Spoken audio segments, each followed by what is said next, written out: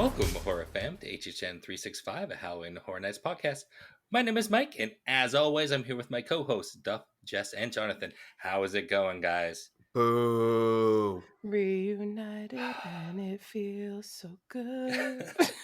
I was We're booing all in the here. event, by the We way. are all here. Yeah, no, Duff was booing that we were all not together you. again. 32 Boo that man.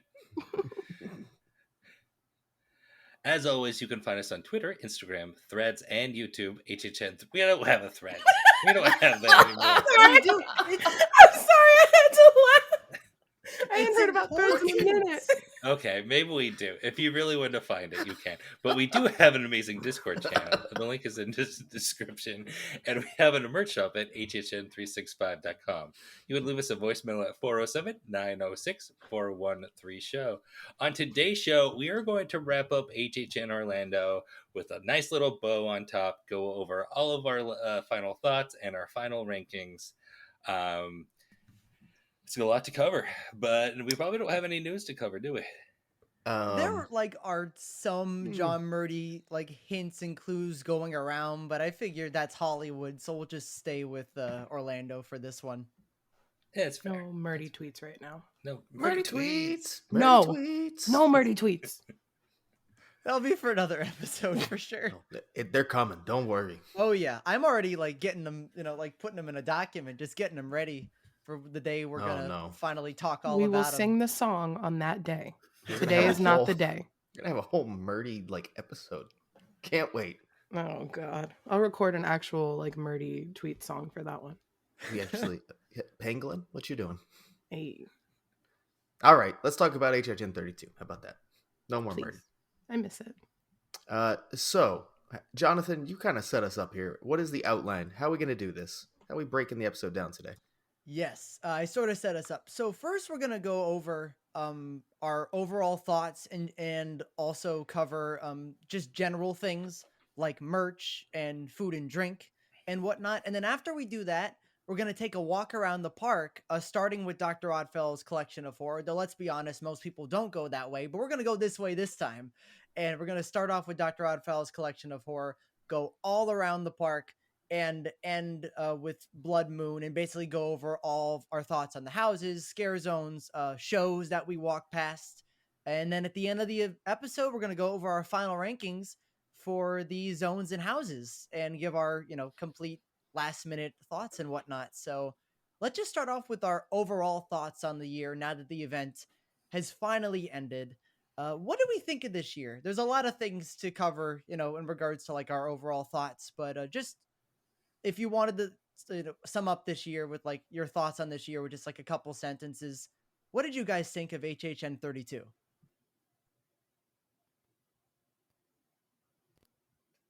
Don't all go at once.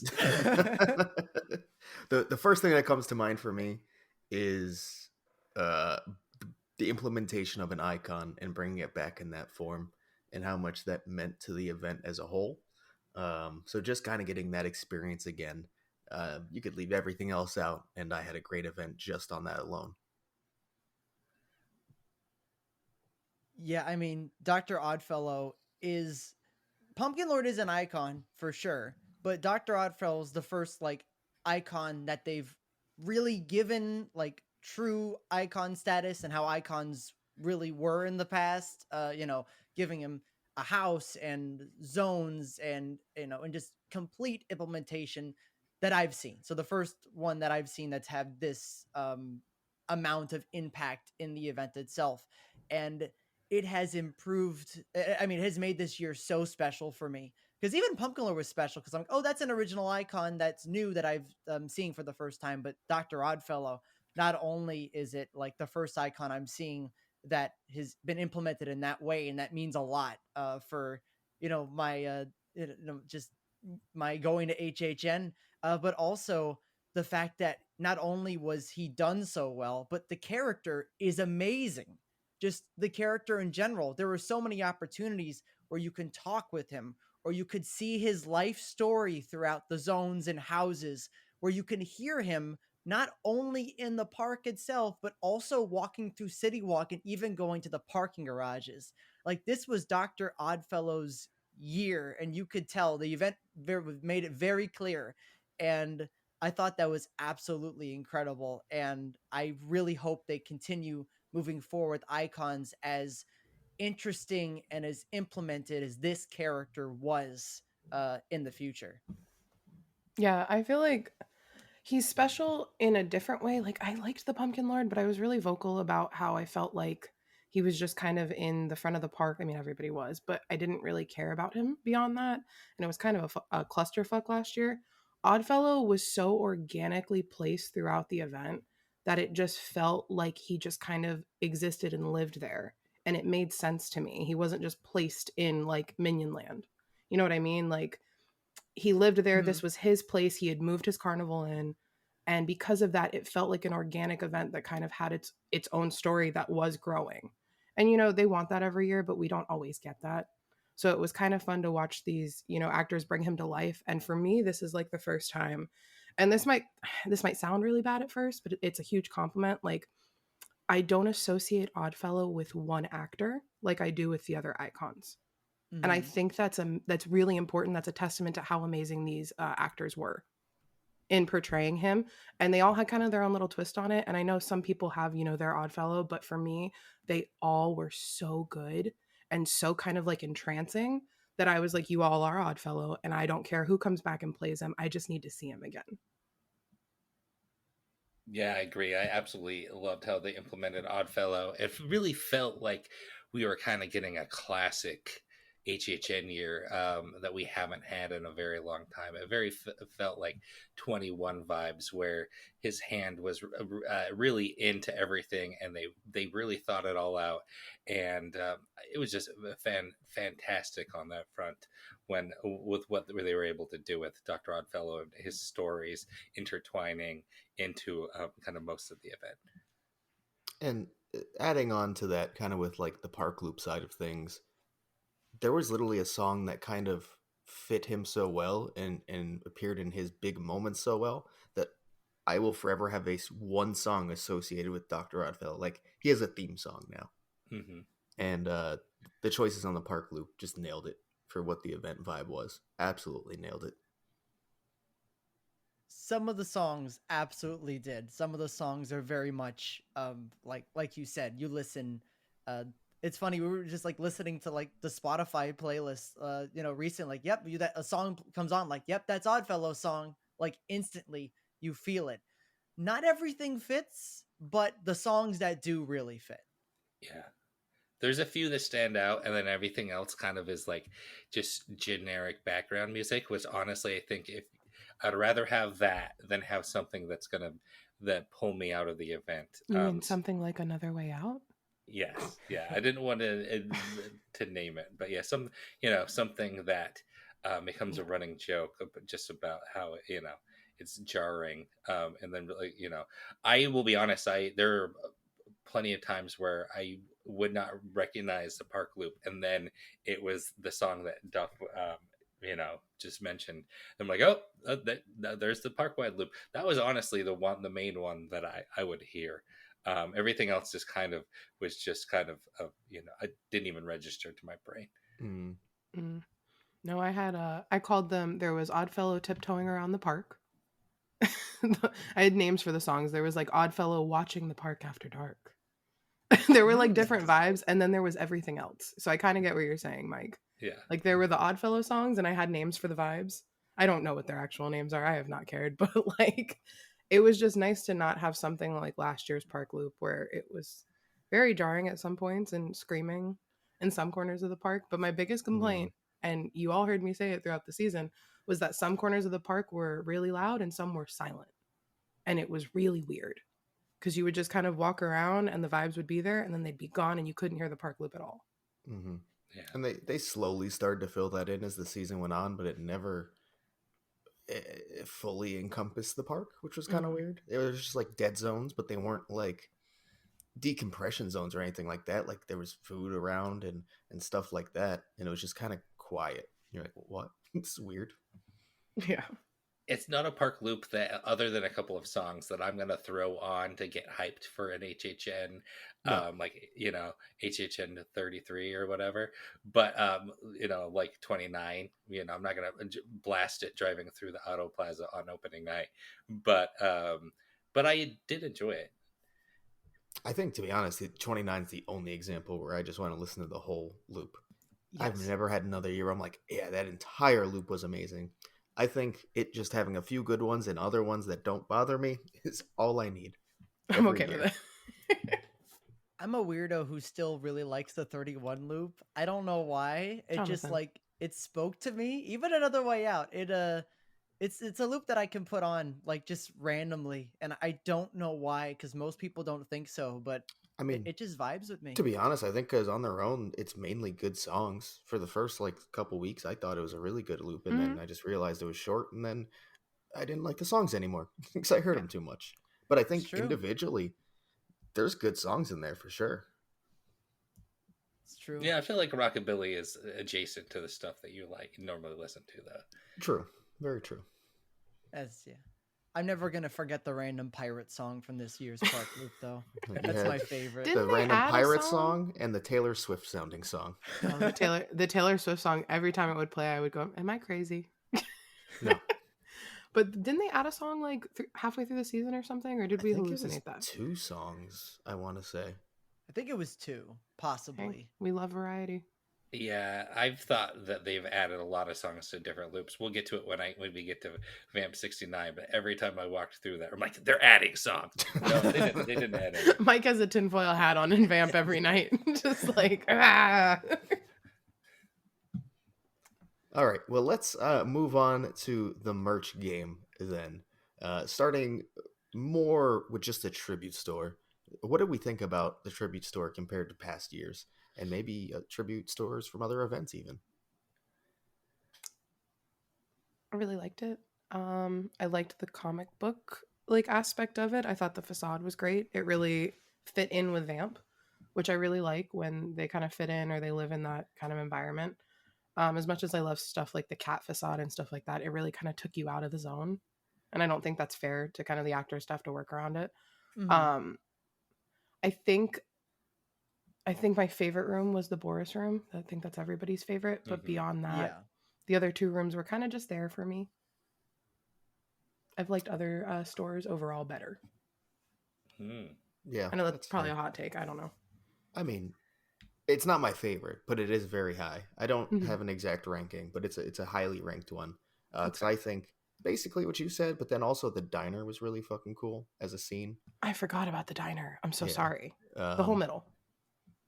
And then I thought, yeah, overall it was really strong across the board. Of course, the Boris room steals the show. Oh yeah. But I thought every room was pretty strong in its own right.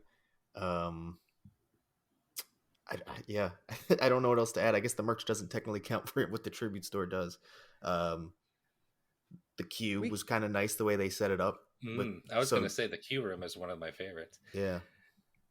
No, I thought it was a really, really, really good store. And there's probably only a few examples that I enjoyed better of any tribute store from any event. Yeah, I think this is one of my favorite tribute stores. Now, the merch, which is where I'm going to focus on, I do think when you compare it to last year's, which had some of the best merch I think we've ever had, I think the merch was a bit lackluster. There was only a few items that at the end, the 70% off, that I really felt like I had to have. Mm-hmm. Whereas last year, I basically tried to buy out the store because I I agree just with that. loved the merch last year. I am ready.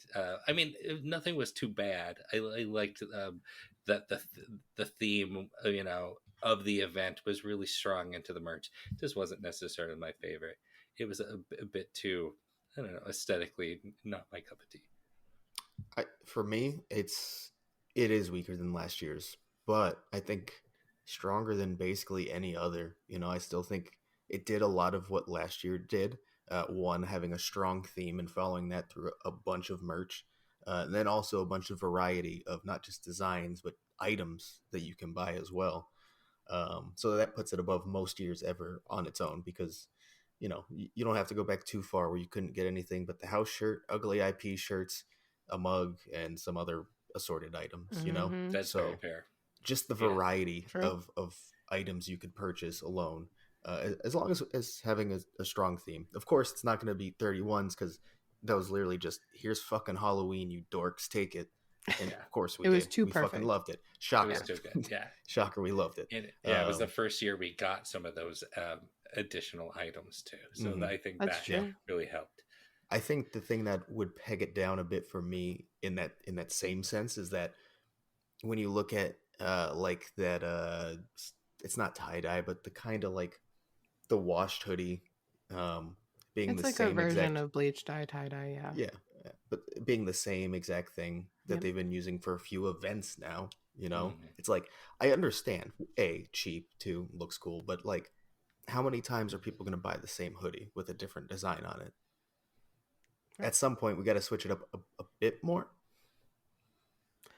Yeah, I agree. Okay, so my issue this year was I feel like they tried to do too much with a few designs. Where in 31 I think that worked because we were eating up that everyday is Halloween design like on anything they could put it on. Mhm. I bought everything. Like same like you said, Mike. But this year I really like the skull and Ouija planchette motif and the cat and everything. But like the spirit jersey looked like the shirt, that looked like the pants, that looked like the skirt, that looked like the bow, that looked like the like, and I could keep listing things, and it was the same thing. Copy paste, copy paste, copy paste. I don't need the same motif on 30 items. I like that you're giving me a variety, but you're also not really giving me a variety when that those are my options. And I'm going to argue every other seasonal event at Universal gets a real spirit jersey. Why is Mhm. HHN still not getting real spirit jerseys, but you're charging us spirit jersey prices for a thin piece of a t-shirt pretty much? I have major beef with them on that. Mardi Gras has them, Holiday has them. It's so annoying. So, That is strange because I think they just came this year for was it mhm. holidays or Mardi or I last think Holidays holidays or this started it, Mardi Mardi Gras, Gras right? had it. Yeah. Yeah, and we're like, oh yeah, definitely go HHN then. Yep, Nope. you can go back a couple months and I'm pretty sure we could pull that soundbite of me saying, we're going to see them this year. It's just really frustrating. And then, like, some of the stuff was ugly. Like, some of the shirts were not my favorite. I didn't love any of the Last of Us merch. I just felt like, and I Yeah. know the IPs are harder, but it was just not a year for me. I did not walk out with nearly as much as I normally do. For me Yeah, this year, the IPs were basically all swings and misses. definitely. Yeah. Like I don't think I liked a single piece of IP merch. The only like the No. closest I came was the Monsters glass to Mm. liking that, but that's about it. I think the Last of Us glass is pretty good too. Oh, I Like, did like that Oh yeah, that the glass. glass that The sold artwork out was way nice. before I could buy it, unfortunately. yeah. I didn't get any glasses this year, damn. I only Yeah. got one, unfortunately. There was one thing that I know I don't think you guys were big fans of, but I liked that it was a different take. I liked the flannel this year because it didn't look like anything that they've done before. Oh I want yeah, to we give them definitely credit for disagree that. there. Mm. That's I like them fine. trying. I like them Right. trying. But It's a step in I the right thought it was direction. ugly as hell. That's fine. I got it. I like it. And I see people still fucking wearing it all over the place. I did like that unlike last year's it was thin though. It was more Yes. appropriate to what we will actually wear. It was not you know? actual flannel. Yes, correct. But yeah, I just want the merchandise team to have fun, kind of like the Knots merchandise team got to have. I feel like we would get some really fun stuff out of it. We'll see. I mean, it seems like every year they're getting a little bit more adventurous. So Yeah. Well, do we see what want to happens. each say something we liked from the merch since we've shit on it for so long? Yeah. I don't think we were that mean, but yeah, we can I all was pick pretty out harsh. like a standout item for everyone. Mm-hmm. Yeah, sure. I'll go first. I really liked it. Grew on me throughout the event, and I picked it up on one of the last days. I really like the acid wash, kind of stone wash. See you in the fog, black light reflective shirt. Oh, I grabbed that. okay. Just a fun, fun simple design. I like it. I'll go next. The piece of merch that I wore on the last night, that I'm like, I'm gonna end the event with this is I really like the Scare Zone shirt. I thought that was a really good design, and having Dr. Oddfellow right on there, along with the really good art of like characters from each of the zones. I thought that's a great shirt, and it's Mhm. one I made sure to grab before it got on like super duper sale a little bit later.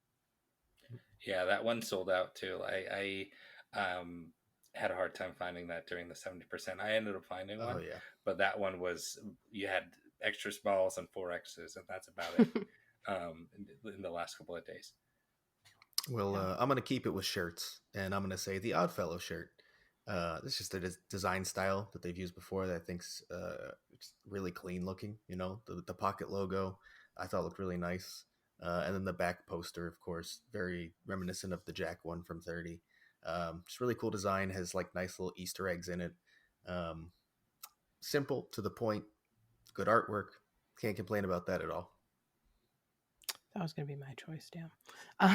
It still can be, I guess. No, I'll pick something different. I feel like this is my favorite house shirt since I started going to the event this year's, but I did not buy it because Oh, they were gone by the time I thought to even grab it and had the money to. So it's okay, but I really love the design, and we got all the houses on there. Like, we don't always get that. Yeah, big fan. Yeah, this is I the did first like. year in a while that they've all been on there. Hmm. Yeah. We named the 4 pieces of merch that I snagged up. I love that. Oh wait, I also liked the patches that they sold, the ones for the year, the planchette and the Oh yeah, that skull. was cool. I still have to put them on my Frankenstein jacket, but I really liked those. Yeah. So, All right. should we move on to food and drink? Oh I'm wait, one more excited. I'm thing for the hungry. Oh, tribute do it. store. Oh yeah. Wait, this is we saw our shirt represented for the last time. Oh yes. Yes, we did. Thank you, Chris. Appreciate that. That was so cool. It That was a so special cool. moment every time. Yeah, We always said hi to it. we did. I would point it out anytime I went in there. I would like, look at it. Our little Yes. horror fam. So cute. Thank you. All right, now we can move on. Sorry. All right. So I guess we'll just start off with food. What do we think of this year's food game? Do we think it was better than last year's? Do we think No. it was overall? What do we think? I thought it was a good year for food, but it was not better than last year's. I think last year I could name at least 4 items that would be better than anything this year, Mhm. and some of them by a pretty large margin. But there really wasn't anything bad either. So like The hot dog. consistent. Okay, that was purposely bad. That's That different. was really bad. That was just I, really I bad. hate bad. purposely bad food though. Why do Yeah, you? that's like Yeah, no, I agree. It's kind of a waste, but people spent their money on it, so it probably worked. we are people. Yeah, we are people. But yeah, overall, anything outside of purposely bad food that you would buy, I'd be like, at least it's fine, it's good enough. Whereas sometimes in the past, it's been like, oh, that item's not so great. So not as strong on the top end, but like a very nice base. Like I felt comfortable getting basically anything at the event and knowing it would be a decent meal. Yeah, I was okay with everything, but not craving anything this year. Except every once in a while, a Hellfire Club. I would be like, all right, tonight. Hell yeah. But even that one, it was not quite the Reuben fry to me that I initially thought it would be. It after could the never first couple be. bites. Yeah. I just think the food just wasn't quite where I wanted it to be, but it wasn't bad. Yeah, I feel like I want to say we're a step in the right direction because I feel like they were trying to elevate a lot of things this year Mm-hmm. and kind of like branch out and expand. I do think last year's was the best, but I would say that this is like right below it for me overall. I had a lot of things that were solid meals that like with a discount were not breaking the bank, and I could like have one thing and feel like I ate enough for the night. Like the cordyceps corn dog was so good, and it was kind of like affordable. I do think they made filling foods a lot more widespread this year. Mm-hmm. Soak up all Which is the alcohol. very nice. You know, I'm paying basically the same price I am for any item in that park, and the fact that half of them would actually fill me up like they're a meal, that's a steal. It's a win-win. We got shots throughout the park. We could take like hand poured shots and filling food this year.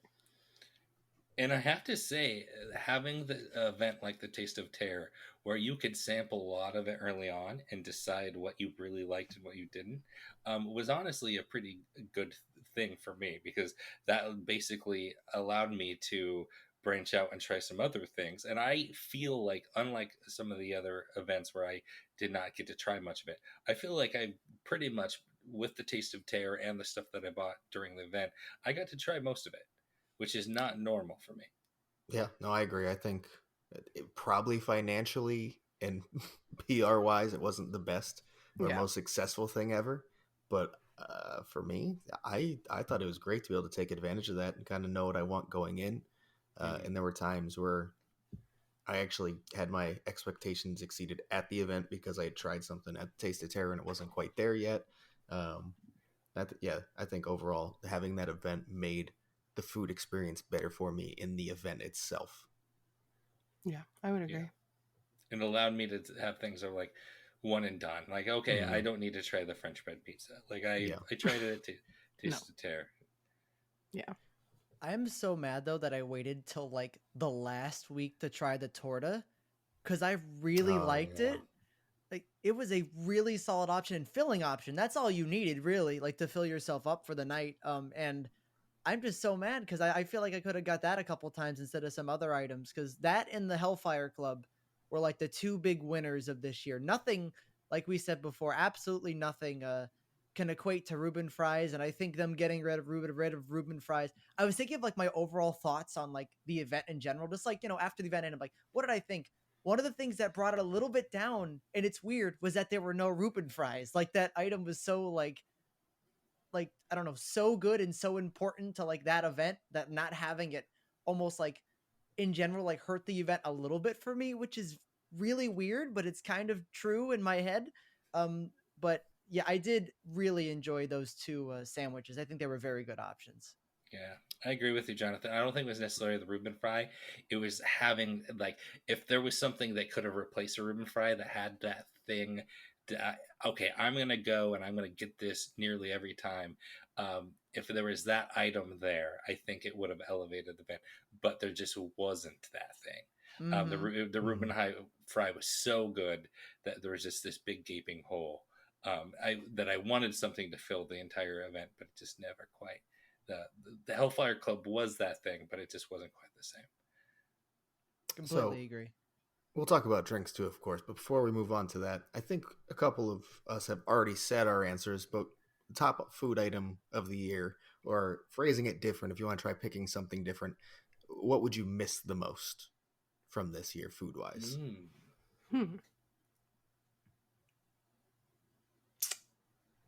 Did that make it too hard? I'm sorry.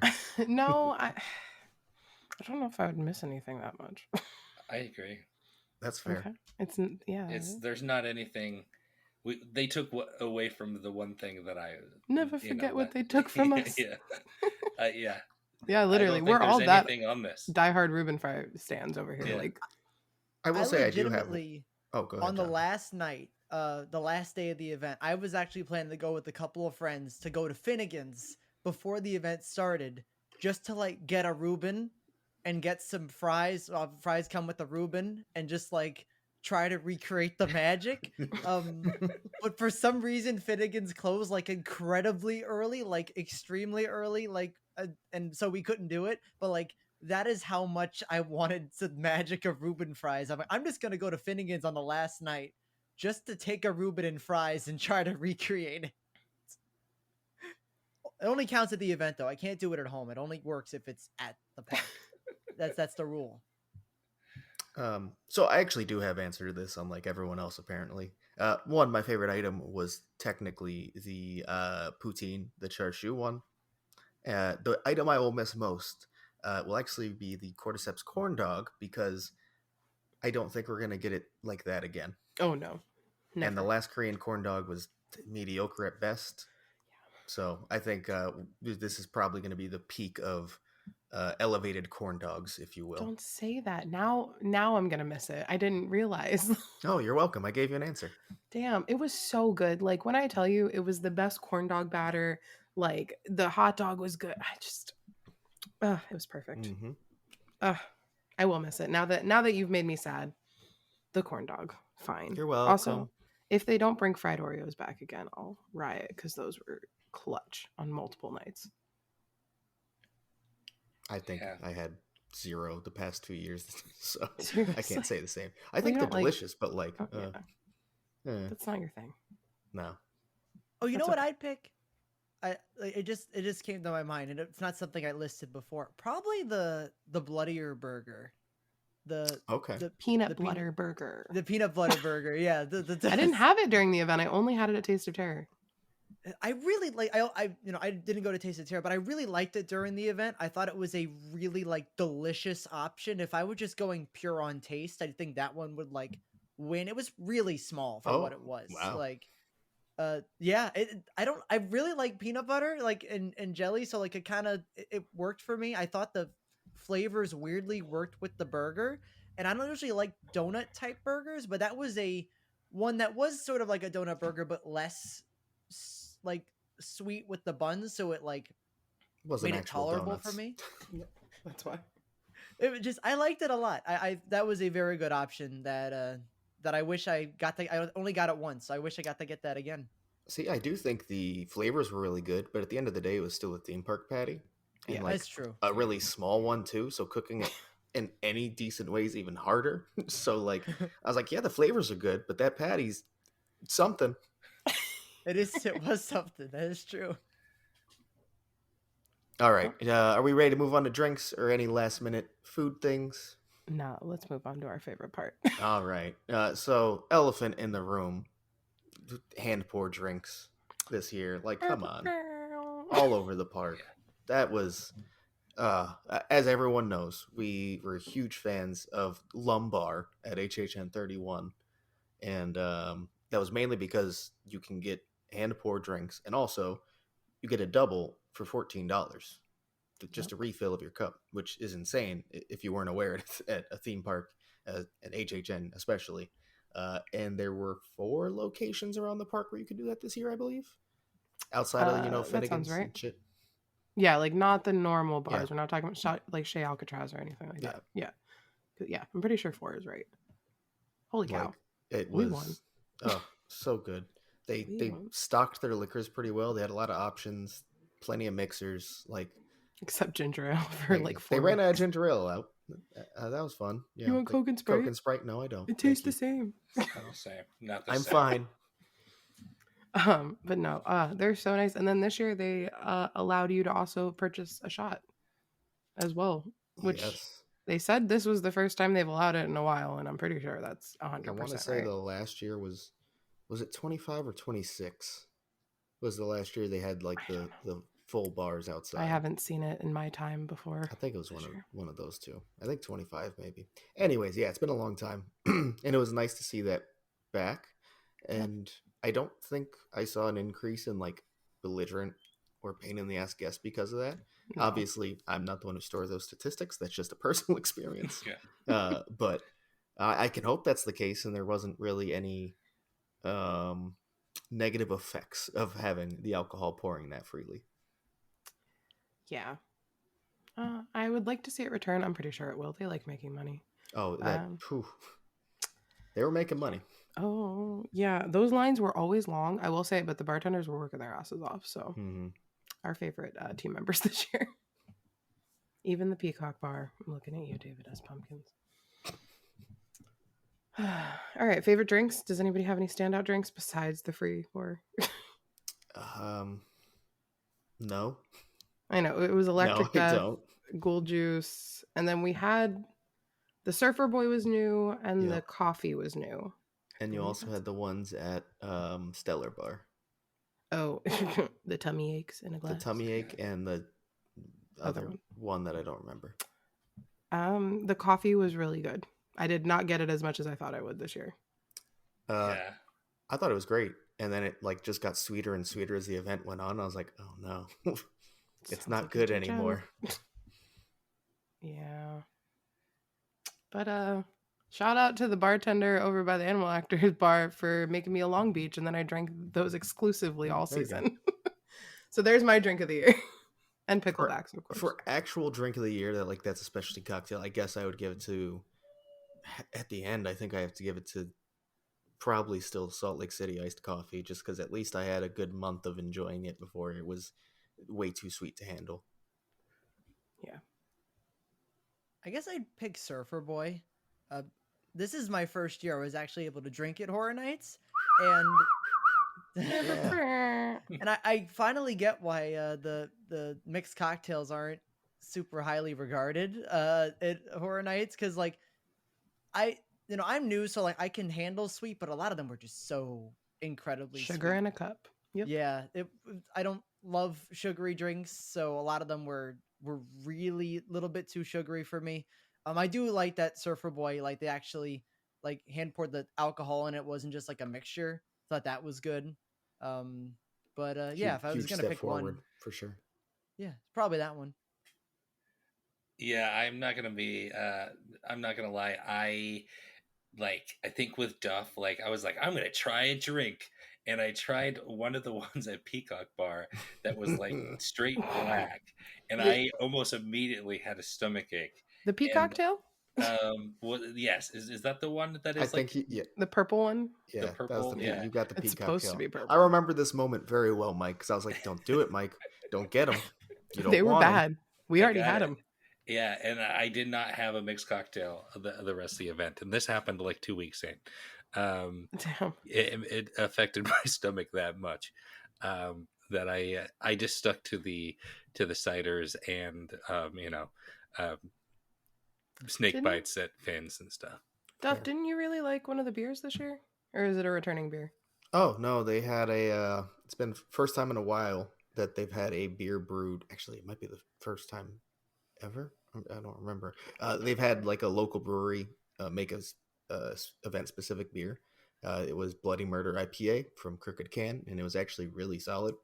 Yeah, Like I one of like my that, favorite actually. Crooked Can beers at all. So very nice to have that. I had way more than I needed to of those.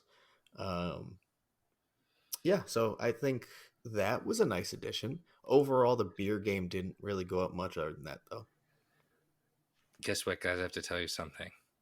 Uh-oh. Uh-oh. How many lacto coolers did you have? They started to taste like battery acid. Oh, Okay. no. No, Yeah, Mike, yeah. it happened to me too. Yeah, I can't drink them anymore. Yeah. It's like acid reflux in a cup. Like Mhm. They I just like cannot. destroy your taste buds. Yeah, I don't know what happened, but yeah, no. They say you shed taste buds every 7 years or something. Maybe that was it. I don't know. This Oh, is the man. second time I've had this conversation in 24 hours about taste buds changing. And like, ask Duff, last year I had so many whiskey sours. That's all I drank. I had one this year and I couldn't do it. I had to switch up what I was drinking. So Yeah. like something's up. I could not have lacto cooler. I think I had 2 all season. Something's in the water. Yeah, I don't think it's us. I would buy them, and I would have to give them away. Yeah. They just were That's- not my favorite. That's so sad. I'm sorry for your loss, everyone. Yeah. And I know. waited all year for it. I was so excited. So I want a sour beer that it's not that. That doesn't taste like that. Yeah. Not that sour. And while we're still on drinks, I did want to circle back. I know we're going to talk about the bars separately for a different reason, but this is specifically about the drinks at Peacock Bar. Boo. I appreciate the whole like elevated cocktail thing, right? Why are you putting green apple and cookie dough syrup in the same fucking drink? Yeah. Are you insane? It was rotten. All of those drinks, all 3 of them were not good. 2 of them were bad. 1, rotten as Chuck, undrinkable, like atrocious, like one of the worst drinks I've ever had. And that's like me trying to mix something when I was 19. You tell him, Duff. It's not elevated. It's not elevated when you just throw random shit together. I'm sorry. And you know what's sad? I'm You could sorry. walk 20 feet around and get a better green drink from Shea Alcatraz. The zombie shark was really good. Way better. It was actually good. Like, so just go see what they've got going on. I'm excited to see what happens because obviously they're going to use that area as a bar every year because it's successful. But I hope the brand synergy is not as strong next year. And we can take that moment to now transition into talking about actually the Peacock Bar and also the addition of the Animal Actors Bar. So I guess let's stick with Peacock first. We were just talking about it. Again, drinks, bad. Free pour, great. Vibe, still a lot of fun. David S. Pumpkins, iffy, but I enjoyed him most of the time. Iffy. Iffy. I'm traumatized. That's how I feel about that. I I thought got to most meet of his him- interactions were funny, but like there was a few times I was like, I'm running. I'm getting out of here. Oh no. I got to meet him like twice during the event and take pictures with him. And I was so nervous, but also it was like the funniest fucking thing I've ever experienced. And it works perfectly for me. Like for my stupid humor taste, it's it's like exactly like what I want. I wasn't sure if it was watching videos and stuff, and then I walked up to him and I'm like I couldn't stop laughing. Like it was absolutely incredible. Those two experiences I had with David S. Pumpkins, which were like near the end of the event too, were like some of my favorite memories of the event in such a weird way. I thought that was a really fun addition that people on Twitter still can't stop talking about. Yeah. Like he's still getting brought up. Yeah. So obviously, something worked with It a lot of worked. people. And I think his charm started to rub off on people. He Mhm. was given a Charm? task. He was given a task where he can only he has to interact with people, and he can only say 4 lines, and he cannot break character, and he has to, and he did it. He as like I have nothing but nice things to say about this actor who was given this like really difficult thing to do, and Oh, he was able to knock Oh it. yeah, I I think want to the give him actor credit. has done a better job at that role than anyone has ever done at anything before. Like He was At not paid HHN. enough at No. all. he I can promise you that. so he did what he needed to times 100. He Rent was nailed due. what was necessary. Yes. And to a lot of people, what made it annoying is because he was doing it too well. Like he was doing the He job was. too well. He was too good at the role. Yes. Yeah. It, Tom Hanks himself couldn't go out there and do that. Oh no. no, I don't know if Tom Hanks has put in a letter of resignation with SNL for that role. Specifically, it's only this guy now. It's Like, true. I do not want to discredit him. I am not hating on the actor at all. He is amazing. But boy, oh boy, is it not for me. Yeah. And did I learn that very fucking quickly? You all have probably seen the video. I'm pretty sure it was like a TikTok or something. Mhm. Sure The was. interactions did not get better throughout the season. I can promise you that.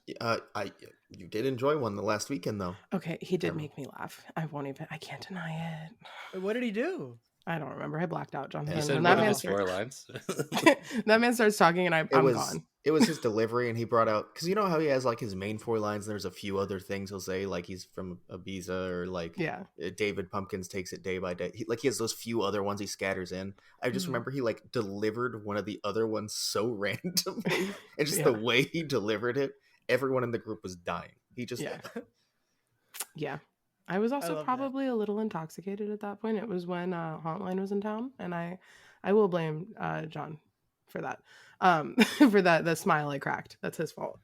But he was great. I thought the vibes in the Peacock Bar were actually really good. I liked the chairs, the little swivel Mhm. Oh, the loungers swivel were chairs really were nice. great. But I also feel like maybe I'm just only thinking about closing week, but there were times where in the beginning of the season where the Peacock Bar was like super crowded, and then towards the end of the season it was like kind of dying off.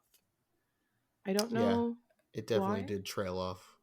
Yeah. Is it just me, or was the month of October the slowest month of October we have ever had Probably. at HHN? Feels like it. I would say after the first couple weeks, it just started to like really die out. Yeah. It wasn't like dead all the time, except the last week. That was great. Oh my But God. it felt a lot more reasonable and manageable than any October I remember. That's for sure.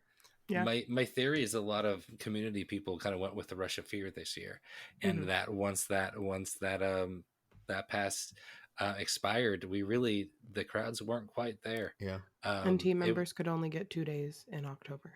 Yeah, So that too. Yeah, for sure. they were gone. Well, on the Rush of Fear point too, Mike, there's people who kind of like every year gauge if they want to go more. So they start with the Rush of Fear, and even though you're not really not supposed to, they wait to upgrade it. That wasn't an option this year because they sold out of Frequent Fear before Yeah. Rush of Fear was up. Definitely. Which is So there was people who probably insane. were like, "Oh yeah, I'm just going to extend it." Nope, no, you're not. Yeah, the crowds from September to October were like night and day. I did not go that much in September just because of how crowded they were. Come October, I was trying to go at least 2 or 3 times a week. It was great. Mm. And that final week was magical. Oh, One of the best weeks Nothing of short of HHN. magic. Oh. That Friday Amazing. night was stunning. hmm Who needs Express? Express wasn't needed at I all. I was there Literally for didn't 2 touch it. hours and did I don't even know how many houses in 90 minutes. It was insane. I was there from Stay and Scream till 2 I and I know. didn't bust out the Express once. I did like 18 house runs. It was, and I wasn't even trying. I was not trying. We were slowly meandering, stopping all the time. Just kept walking into house after house every time we went by, though. Crazy. We do have one more thing to talk about, food and drink, and that's something I need to apologize to, and that's the Animal Actors Bar. Because you took away those tables, and I was so mad. But instead, you were like my favorite location to do anything this year. Like, Yeah. what a spot to grab a drink. If you've had a few too many drinks, you grab a Twisted Tater right next door. Um, the the the bartenders there, not to say others aren't good, but they really made a point to um kind of like personalize the experience a bit more than you get at Yeah. like a theme park like stand bar. Um, it was just really great experience, really accessible, really easy to get in and out of, and get what you want. Yeah. I also I would say that we have a new secret bar, kind of like how Lumbars was. The Coke building. Mm-hmm. They had a hand pour bar in Mm. there too, and not a lot of people because it was RIP only. I think the first weekend or the second Yeah, it was the weekend, first week or two. Yeah. and then it just wasn't. They used it for RIP. They had a line that they would open just for them, but there nobody was ever in there No, for the it was bar. great. It was like literally hidden. Yeah, right I before never The saw a Last of line Us. for the bar more than like 4 groups, maybe. It would Maybe. just be our group. Yeah, It just right. looked like 4 groups. Yeah, no, it was great. They're improving the bar experience for sure. Well, bar experience equals money, so there you go. Yep. So now that we're done with the food and drink merch and overall, overall thoughts, do we just want to take a walk around the park, starting with Dr. Oddfellow's collection of horror, and just talk about what we walk past? Our last walk around the event. Uh, it's so sad, but yeah, let's just start off with the first zone we're going to encounter. Um, that I always forget is there, but it's Dr. Oddfellow's collection of horror. Uh, what did we think of this entrance zone in a completely different location than it usually is? Well, Oddfellow was phenomenal. Mm-hmm. That's all I got. Yeah. It I was my favorite entrance zone so far, besides Sand Arcade. That's different. But like taking that away, I think this is my favorite entrance zone. I think for what they were given to work with, this turned out to be a fantastic zone for a zone that we did not have much expectations for, and that was solely resting on the back of of Oddfellow and his interactions both on stage and off stage. I do agree that when you saw Oddfellow, either got to talk to him in person or he did his stage show, it was absolutely incredible. Getting that like sort of one-on-one interaction with a new icon, um, introducing himself, like letting you know who he is absolutely phenomenal. And it's a great way to connect the guest with the icon and make him even more powerful in the guest heads, and make him more memorable. That part is great. It's something we were wanting, like in our wish list, we wanted the zone to do, and it absolutely did. And I'm so happy it did. Everything else, like sort of like Duff said, and like you guys been saying, I forgot if I didn't see Dr. Oddfellow in the vicinity, if he was either in a group talking with a bunch of people or not on the stage and just not there at the moment. I forgot the zone was there until I was actually like walking in. I'm like, oh yeah, this is a zone this year. Like there weren't many actors in it. The lighting was kind of weird. It just felt sort of like an extension of the last zone, the Dark Zodiac. It was very interesting. I like what they were trying to do. And I like that the way it's set up, you do sort of go in a circle and follow like Oddfellow, sort of time wise, like this, the entrance, and then we go to the, Dark Zodiac, then Jungle of Doom, then his house, then Shipyard, and sort of go in the timeline. Like that's kind of cool. But yeah, it's everything besides Oddfellow is not too good, but Oddfellow is great. I think that sums it up perfectly. Yeah, I liked it a little more than that. I just think the set pieces were basically non-existent. Well, yeah, they didn't have any. And, I mean, yeah, no, they were non-existent. And otherwise, it was just still a mashup zone at the end of the day. Everything else. Yeah, I wish it wasn't that, but I think it was my favorite way it's been presented that I've seen so far. To be fair, I think it's one of my favorite entry zones just because of the Oddfellow himself, and more specifically his show as well. I think having a show to kind of like actually welcome you into the park is really fun. And not it in didn't the Pumpkin cause Lord any, way. Clusters like the Pumpkin Lord because it was pushed far enough back. Yep. I really liked that location. It probably wasn't great for the store back there, but oops. So now let's, continue moving forward and head into Dark Zodiac. If I can see. Hey, they did tell you it was gonna be dark. Yeah, that's your fault. I couldn't see because the fog, but okay. Well, whatever. Fog Zodiac. That's okay. a problem for the next two zones, actually. But I'm gonna start this one because obviously I had this ranked at number 1 going in. I really liked it for what it was, but I think you had to dig a little too deep to find the lore and the story. And I think that that's where it fails, and I don't think that's any of the actors' faults. Just as I think that the costumes were amazing in the light, not in the lighting of the zone. And I think that's really kind of unfair to the makeup and costuming team because I think that these were some of my favorite costumes from this event, and we just couldn't see the detail. And that really sucks. And I don't think that the actors were given a lot of freedom to make it their own, which I think is part of the fun of the zone sometimes. So I don't think it was a swing and a miss. I just don't think I got what I wanted out of this. But I still love it as a Zodiac bitch. I don't even know how to fully like. I don't know what I think fully. I'm not gonna lie. I like the concept. I like a lot of the costumes. I like the vibe. It just wasn't always portrayed well, and it took a while for it to get going. And I get seriously, like sometimes the fog was so thick until they calmed down later in the year. I'd walk through the zone just worrying about crashing into someone. I didn't see anything like at all. I think there could have been better utilization of the stages as well. But again, the vibe and everything about the characters was really fun, and I enjoyed that aspect a lot more than I thought I would, at least. So definitely not bad, and maybe even more than I expected out of it, but not phenomenal either.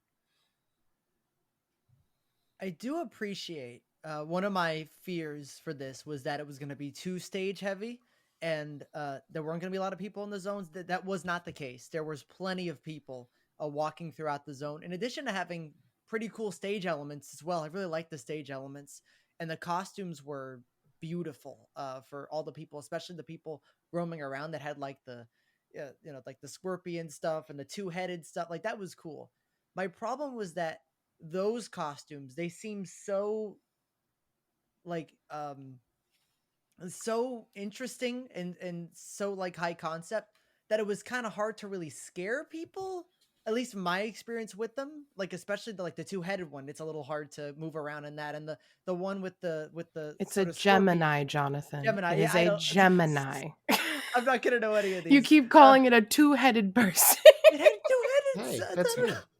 It's tough. And the scorpion. Scorpio. Scorpio. Yeah, that one should have been easier. But that was really cool. But they weren't really able to walk around that much or do much scaring because of the costume being humongous and having lots of parts sticking out of it. But they were beautiful. But my main problem with the zone, though I did think at the end of the day it was pretty good, will always be the chainsaws. I understand. stand that like in the story of the zone that wasn't really told. They fit, but just walking through it, they seem out of place to me, even if they technically aren't. They're the one thing that I'm like, I don't know if this zone needed this. I would have rather these chainsaws be like chained with other characters, other types of creatures that can scare people easily. But I get one area of the park had to have the chainsaws, so this is the one that's it.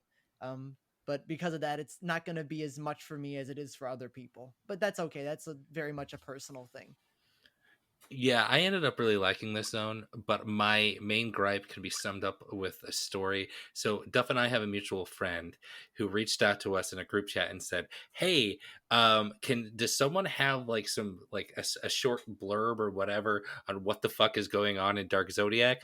Because I've been going for like a month, and this was in October, and he's like, and I still don't quite understand what's going on here. And this is someone who has a frequent fear, who frequents a lot, who's not like a crazy person like us, but the story didn't quite translate for him. So I think that thing kind of sums up is there's a lot going on here. The story is hard to. I don't think it necessarily translates for what they were exactly what they were trying to do. Yeah. I'm a Zodiac bitch, and I could not even fully break down all of it for you. Only I think the scare actors and creative know, to be honest. So yeah, it was not a swing and a miss, but not everything I wanted for my number one hyped. So, Moving yeah, on. do you want to take Yeah, it? sure, sure. So this next one technically has 2 locations, but let's catch it while we can. It's already here. Let's stop and watch. That is the Megan dance show, of course. If we can catch them. Yeah. Took me till closing night to actually see them. Yeah, I only saw them twice. And closing night, I didn't really see them. I saw a massive horde of people around them. In their wigs. It was terrifying being in that crowd. When their hands went up, I was like, oh, there they are. They're right there. But I did see it once, like fully see it, so I can talk about it at least. It was fucking cool. Yeah. Those are some talented ass dancers too. I will never understand how you can make your body like it's a tough thing to be able to dance in the first place. And then just have your face like not move at all and be super serious as it's all happening around you. They never broke character. They're doing flips and shit or somersault. Whatever they're called. Cartwheels. Cartwheels. Thank you. It was just a lot of fun, and it was quick too. Like it wasn't this long experience. It didn't take much time of your night. They walked in. I love how they did it too. They just all come from different places at different times and eventually converge, do their thing, and then they're out. And you're like, oh, that was fun. On with my night. Yeah. It was impressive how fast they come in and out. Like, oh yeah. It was creepy. I really liked it. It was really cool, especially like considering they're doing all this with a straight face in a wig, in a costume that is not easy to be doing flips and dances in. Like, and they're supposed to be like a little girl doll. Like, it's fucking cool, and I hope that we get kind of like flash mobby things like this, or like a traveling performance type of thing in the future, because that's what HHN used to have. So I was gonna say it's cool. very like early '90s HHN, just like yeah, IP, random little show in the middle of the street. Hell yeah, I love it. So we're gonna get a Robosaurus back. Is that what I'm hearing? The pipeline from Megan to Robosaurus. We're getting the Thunderdome in Hollywood again. Oof. Thunderdome. Hell yeah. I will say it was funny because at I went to Blumfest. They were like, oh yeah, the reason Megans don't have set times, or one of the big reasons is because, or like we don't know the set times, is so people don't crowd around in a specific area waiting for Megans the entire night. But they always did. Like after the first couple weeks, people caught on about where they go. They were in 2 specific places. So people like crowded around the areas of most of the time. So the only time I really got to see them were like the beginning parts of the year where no one, it was like a completely surprise thing. But after that, the no set time thing didn't end up really mattering, is people would just sit there for hours, like no matter what, like waiting for Megan. So I thought that was kind of funny. Yeah, I never got to catch them, so I don't necessarily want to comment on something that I haven't seen. I've seen videos of it, but I'm gonna hold off my thoughts on it because I never got to see it. Fair. Now, in that case, let's go to something we have all seen, and that's Jungle of Doom Expedition Horror. It was my most hyped scare zone this year, and it didn't let me down, but it didn't fully meet expectations either. However, the aesthetics of both the sets, the props, the scare actors, their costume design, like they nailed it. The aesthetic is perfect. The stage show was such a fun little element. I thought, I know not everyone liked it, but adding Dr. Oddfellow's narration in later in the season in the zone was a lot of fun. I think they did a lot really well. Um, and it sounds weird to say, I kind of already brought it up in Dark Zodiac, but like they never fixed it in Jungle, and that's like the level of fog. Like literally a third of the time I walked through this zone, I didn't see the zone. I saw fog. Nothing but fog. Mm-hmm. And then there's also the having the beautiful masks, but if it's not daytime, you can't really take that in at all. So that kind of felt like almost a waste. But yeah, otherwise, I think they hit really well. They were just missing on a few details. Yeah, the level of fog in this zone reached a dangerous level at some point. Like, Duff, I know that you had a collision. I have seen multiple collisions. This zone, at least for a little bit there, got almost impossible to walk through without bumping into someone. Yeah, it's funny because my last ever walkthrough of the zones, and the last time I'm like, all right, it's the last time I'm gonna go through this, and the last time I'm gonna go through this, I was getting ready, all right, this is the last time I'm going through Jungle, and I was like, I'm gonna miss this zone. It's beautiful, has great atmosphere, great sound design. I love the addition of the bats and the fact that they're connected to the show. All the lights are connected to the show that are like super cool. The costumes, the actors, lots of cool stuff in the zone. I really love everything about it. And then I walk through my last time, and then a burst of fog comes out, and I walk out. I'm like, I didn't see shit. I didn't see it. It's the last time I go through that zone, and I'm like, all right, that kind of sums up my complete feelings about it. Where I like everything about it. I think this is the best implementation of Oddfellow in a zone that isn't like his, like in terms of the rest of the zones, excluding him actually being in the opening zone. This is the best implementation of like his story in a zone. It's told really, really well. The opening show was fantastic. The Oddfellows, the scare actors, everyone was great. Had what I wanted, but I couldn't see it most of the time, and that really that really upset me because it was such a cool looking zone and and what I wanted in my head from it. I just wanted to see it. Yeah.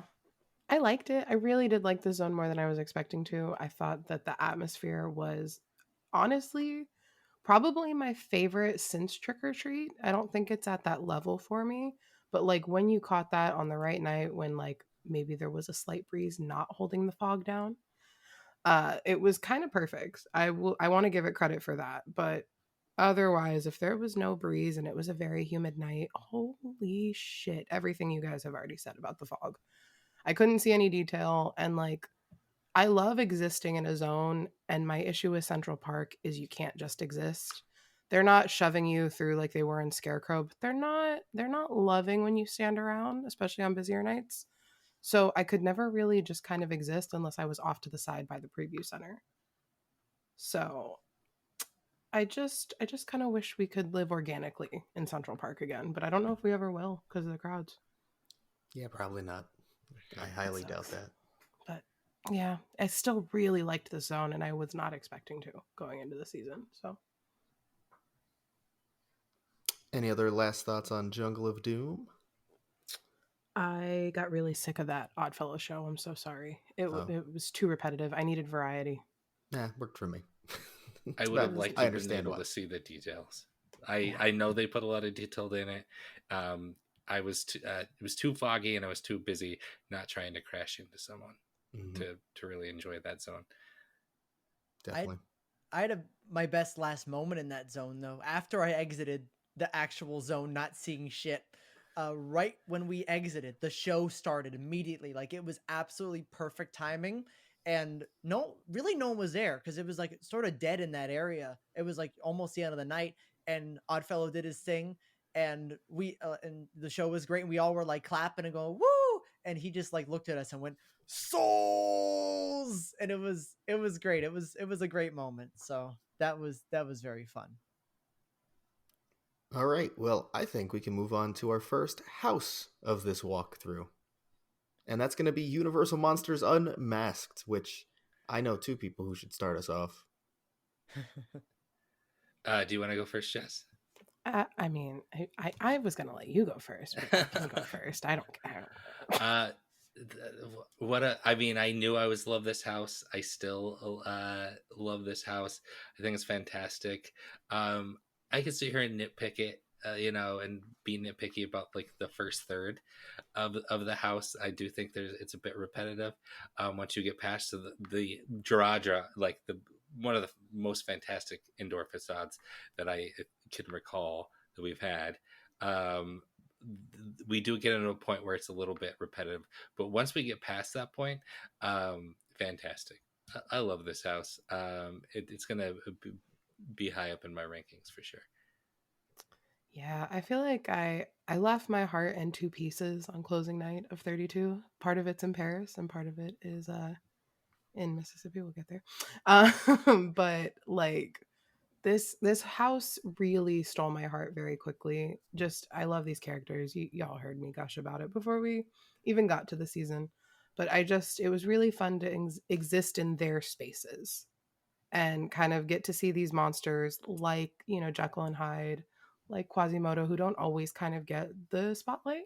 I would argue Phantom gets a lot of spotlight. He has a whole Broadway musical about him, but like, so do they. But you know what I mean.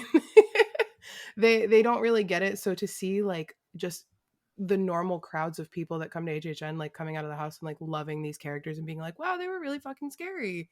It just warmed my cold dead heart. And I just really loved the mirror scare in here, specifically like the double mirror scare for Phantom. That was one of my favorite kind of homages to the character. And I think that and kind of each character had its own little homage. And I think that's really where this house succeeded, is where we kind of got to like celebrate with them in their little spaces. Do I wish we could have taken elements from Hollywood's like the Red Death Phantom? Yes, but I'm not gonna gripe on that anymore. That's okay, because they could have taken any other element from ours and it would have helped. So yeah. So well, I guess I'll go. Mike, you were right. You don't need to nitpick because I can do that for you. I got you, Aw. pal. Don't worry.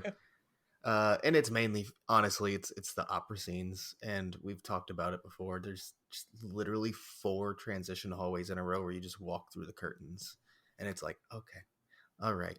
Oh, then there's a stage. It's an empty one. Oh, there's a stage, and then Phantom's on it. There's action. Finally, thank you. And it's just like such a large portion of the house, at least for Orlando, to just be nothing at all. Like at all. Mm-hmm. Like they could have done anything else. And it's just the opera house as a whole, like it never gets tied together. It's never a ton of fun. And that's kind of how you start off the house, really. You come in, you see a great facade, you get a quick little scare as you go through the tunnels, and after that, it's like, all right, here it is, the opera house. Oh, never mind. Mm-hmm. So that's a massively disappointing aspect of the house. And then also, I like these characters in general, and they are characters I want to see. I don't get what they were trying to do in this house with these characters story wise, because it's not just like 29 where it's just, hey, it's a mashup. Go have fun. Go live out their scene. They were trying to make a story out of this, and it just never clicks or connects at any point in any walkthrough. I do think there are some standouts. I thought Jekyll and Hyde were a lot of fun, like basically every appearance they had. Of course, Bungie. Anytime you get a Bungie, I'm happy. So there you go. Mm-hmm. And then surprisingly, like it's weird.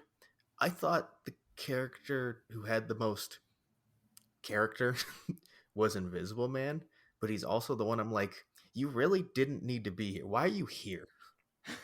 I don't understand why you're here, but also like you're kind of fun. I don't know. I'm confused. It was Yeah, very mixed emotions on this house, but it has so much good that it still props it up. I think that's fair. Yeah, you kind of said a lot of my similar thoughts stuff, so I don't really get too into it. There are lots of fun moments and lots of cool things this house does that I really like. And I mean, especially that, like you said, Mike, that facade is fantastic. The interactions I've had, or like my group has had with the police officer on top, just like made that house for me. Like they were so much fun. Like there was one time where it was like, it's like 4 different killers, and we're like 4. It's like, yeah, I know, isn't that crazy? You know, like sort of giving that like hand motion. It's like, that's wow. But so like those moments were fun and had some great moments with the characters. But I everything you really said, Phantom. Besides that, I really like that first room.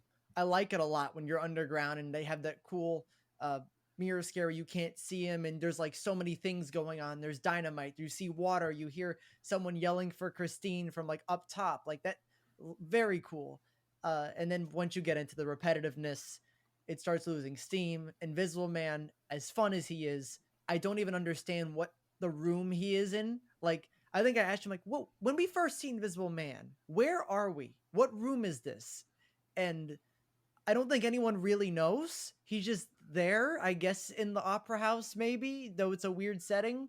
I assumed we just went back into the catacombs because the way that I interpreted the story is that every time we transitioned, we were back in the catacombs going to the next monster's space.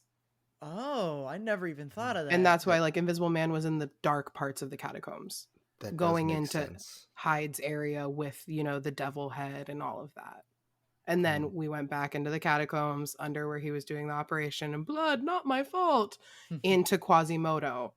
And then back into the catacombs for the finale for the triple scare. Oh, I'm gonna be honest, that never crossed my mind at all. All you Like, had to do was ask, guys. that's true. The Paris tour guides are right here. Come on. That's true. It That's was true. really hard. I will say I 100% agree. You had to kind of look for the story. And everything you guys are saying is true about the sets and everything. So I'll be honest, I kind of stopped caring about the story. Like I originally like once I went through the first couple of times, I was like, okay, this is more like 29 than this is like a Bride or uh, the other the one that Legends we had in Legends. Legends. Yeah, the Yeah. name escaped me. Like you can't compare. Those had such strong stories throughout. You can't really compare. This one is more of a like, okay, we want to have some lesser monsters, and we don't want to necessarily just do 29 again, but with different monsters. We need something to tie them together, so they picked a setting, and to me that's all that they did is they picked a setting, and you're going to go through tableaus of those characters in that setting. I ignored whatever story that they tried to tell, and I enjoyed it more than trying to piece together some convoluted story. I do That's- appreciate the just fuck what you made it for. It's a mashup to me. Yeah, I mean, Mike it said, "I was don't care." essentially a mashup. I mean, Yeah. yeah, it is. They just had to find a way to connect it. They kind of didn't. Newsflash. and then at the end, they're all together. It's a big group hug. It is. Except From very far Quasimodo's not away. part of it. Thank you for being a friend. Yeah. No, I definitely, it's not my favorite Monsters house to sum it up, but it is not my least favorite Monsters house. Hey, that's something. Hey, And I can't wait to see where we go for 33. So, should we move on? It's going to be a little bit of a walk to our next house. We're going the wrong way if we were going with the flow of the houses, guys. Oh, My we legs definitely already are. hurt. Oh yeah, this is not the way to do it. We're going against all advice we've given throughout the entire season. luckily our tips don't matter because they can't do it now. Yeah. Do what we say, not what we do. But let's walk right into our second IP house of the day, and that is, or the night, and that is The Last of Us. Whoa. You're not walking right in. You're going to sit there and listen to the same main theme the entire fucking time for 20 minutes and express Oh my guaranteed. god, It was fall never asleep. too bad, but it was always like 20 minutes, and you just knew you were gonna hear that. I was It's so like ah. sleepy. I felt so bad for Standby. I know. Yeah, I know. it looked rough every single night. I mean, I had to stand on that standby near the end because I was going with someone who did not have Express. Yeah, it was not great. Even on I'd be the even falling on the asleep. busy even on like the slow days where everything else was a walk on, we had to wait about 20-25 minutes for this. Mhm. Dang. We did wait and stand by on closing night too, and it was We about did. 35, 40. Oh shit. Yeah. It was. Boy, oh boy. Which, I mean, we sound very privileged. Like, oh, 35 I know. minutes. Oh, God. It was also for good reason. I can't bitch about it at all. It was worth So, it. It was worth it. yeah. That it's kind of funny though you mentioned the song that plays over and over again, like in the complete like contrast of what was there last year being Weekend that had like a whole slew of Oh. music that made that whole area like a whole party and a whole vibe, and this year it's like you want to take a nap once you're in that part of the line before you enter the house. It's very interesting. You went from like a literal party to like laying on the nurse's bed at school, like trying to sleep. You're like, turn the lights off. I need it darker. But yeah, what do we think of the actual inside of this house? I mean, it was mostly beautiful, like very large scale, good amount of detail. Yeah, I felt like I was in a city. That's for sure. Mm-hmm. Was I supposed to say more? I thought we were just talking about how it looked. Was the city Pittsburgh? I mean, it was. I couldn't have told Vaguely you. Pittsburgh? If I would randomly walked into that without knowing the property, I would not have known that was Pittsburgh. Oh, No, there was nothing. I was No. expecting the welcome to Pittsburgh sign. No, there was nothing. Where was the fucking yellow bridge? Was that gone in the game? I don't remember. I don't know. I don't I think remember. you see it, don't you? I believe so. That sounds about right. I played the game most recently. I should know this. Anyways, they made it look like a city, and that's good enough. Yeah. good Beautiful sets. The sets were so impressive in this house. I'm so sad we didn't get to the 3 house tour. Like, it looked so good. The attention to detail, the more I went through it, like as someone who did, finish the game, we all played it or at least watched it for the most part. I can't remember at this point, right? Mm-hmm. Yeah, like there were pill bottles, you could find, rags, like different things that you could craft and make things out of in the game were hidden in the house, which were great. I will say, I think this house got better throughout the season as the aggression kind of intensity kind of spiked. Definitely. Because in the beginning, the clickers were not in your face, and I was not really believing that I was in danger. But as we got towards the end, I really do feel like this house kind of kicked it up into gear, and it was really hard for me to rank this one. I won't get into it yet, but my best friend was in this house, so I know I alluded to it at the beginning of the season, so I had a little emotional attachment, so my ranking's a little biased. I basically agree with everything you said, though. Early on, it really did not start off hot, and then you could see kind of show direction change, and they kind of let the scare actors loose, and it really helped intensifying that house. Because outside of that, it was just kind of like, oh, these sets are beautiful. Yeah. Is it almost over? But I think the costumes are great. The clickers, the bloaters, they all looked phenomenal. I think there were some fun scenes like the Molotov clickers, right? Clickers, runners, whatever they are.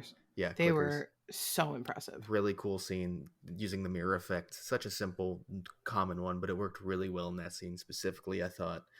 And I mean, like, getting to the finale and it, like, opening up to that scale again, and Joel's in the fucking window on the second floor of the house. Yeah. Like, fucking cool. Really fucking cool. Overall, I think there were a lot of misses in scare design as a whole. Just the way it was laid out. Any kind of story development going on. So, far from perfect, but I'll never forget, like, what this house looked like because it was stunning. Yeah, I mean, this was my. I don't think we all agree, probably not, but this is my favorite house to look at during this year for sure. I think it had my favorite sets. I was competing with Blood Moon. This is one just like resonates with me more. I like the scale it has and the moments where it gets a little more claustrophobic, and they use that to their advantage and play with sound, and you can just like see all the stuff growings on the side, and like they did a really good job with the sets. And I had some of my favorite moments in here of the entire year of just like bloaters fucking charging at me. Like that reminded me of like a Hollywood moment of like being in their Texas Chainsaw Massacre and Leatherface running at me. Like that shit almost had me on the ground. It was like so intense and such an open scene. I love that this house has so many open scenes that the actors can use it to their advantage once they were, like obviously show direction changed, and they did, because once they did, you have that open space, but they run at you or they use that area. Those scares are some of my favorites, just like ever in Haunt. So I really like that they were able to do that. I like that it was very clear where you were going the entire time. If you look around you or look behind you, like you could see, okay, this is how I got here, and this is how I got here, and this is how I got here. Like it was all super clear. I really like that they focused this house on one specific area and not went across the game. Keeping it grounded, I think, helped a lot for me and immersing me in this world. And just yeah, I like a lot of the things they did. I think all the scare actors were great. The costumes were great. It has some of the most intense scares of the event, and I it just really clicked with me. I think I just like this vibe. I like this atmosphere. I really Descendant of Destruction was number 2 last year on my rankings overall. So I think this is just a vibe that clicks with me, pun intended. And yeah, I really enjoyed this house. I can't believe you missed the Walking Dead era. It would have been all for you, Jonathan. Literally. Jonathan, you need to play Left 4 Dead. I don't know how we can get that to you, but I'm never going to shut up about it coming to the event. And if you liked this, I think you would really enjoy it. I'll have to play it. It sounds interesting. It's really good. There's 2 games. Play both of them. Okay. Yeah. Yeah, I like this house. It never wowed me. I always thought, at least for me, it was always a passive experience. I never had that really aggressive run in this house, and for that reason, it never quite won me over. Yeah, I think that's fair. Absolutely. Okay, can we move on to my baby, my darling, Your baby. our baby, our darling? I'm like, we all have custody. It's an open parenting thing with multiple people, because Okay. we know multiple people in on that. I won't fight on the show, so okay. All right. Anyways, we're gonna move over to the sprung tents, and of course, if we're going in this order, we're gonna hit the Darkest Deal, which, whoo, boy, wow. I mean, it was just phenomenal, beginning to end. Really, really strong facade. Storytelling was like out of this world. Not only was it like told well, it was emotional. You literally talked about the effects on his family, his mother, and it just kind of leads you to this path that was unavoidable, and like you see it coming the whole time, but they like make you feel worse about it as it's going on. It's crazy. The storytelling, I've never seen anything quite like it in a house. The emotions they were able to bring into just the story without anything else, just the story. Outside of that, I think some of the best scare design I've seen in a while. Like there are several moments where you're like, on the first couple runs, you're just finding these wild scares out of nowhere. You're like, oh shit, they love a fucking pinball in this house too, which appreciate that. Character costumes were beautiful. I thought this house cast had so much energy, both of them, and I think obviously that gets amplified when you're a loved house and the kind of interactions you can get. But like, it's such an energetic house overall. It changes tone so many times to kind of just flip it on its head. I don't know how many other nice things I can say, because I'm sure I'm going to do more when we get to rankings. But yeah, it's a phenomenal top tier house that nails it on every aspect: sets, story, scare, everything. Yeah, Duff. Do you remember early on where we were worried that this would be a low energy house? Yes. Yes, we We were worried it was too high story concept and it would be Yes. low energy. We I think I tried to compare it to Spirits of the Coven. I was worried yeah. because of that. Yeah. Oh, I And, bit my Oh, tongue that real definitely hard. happened, Oh, We were wrong. We were wrong. to say the This was least. fantastic. I know a lot of you guys have a lot more to say about it. I really love this house too, but I'll let you guys wax poetic about it. It was fantastic. Duff already said so much that I wanted to say. Like I have not felt a feeling walking into a house like that since Graveyard Games. And I've talked about it before. Graveyard Games is my number one of all time that I've ever been through. There is nothing else like it.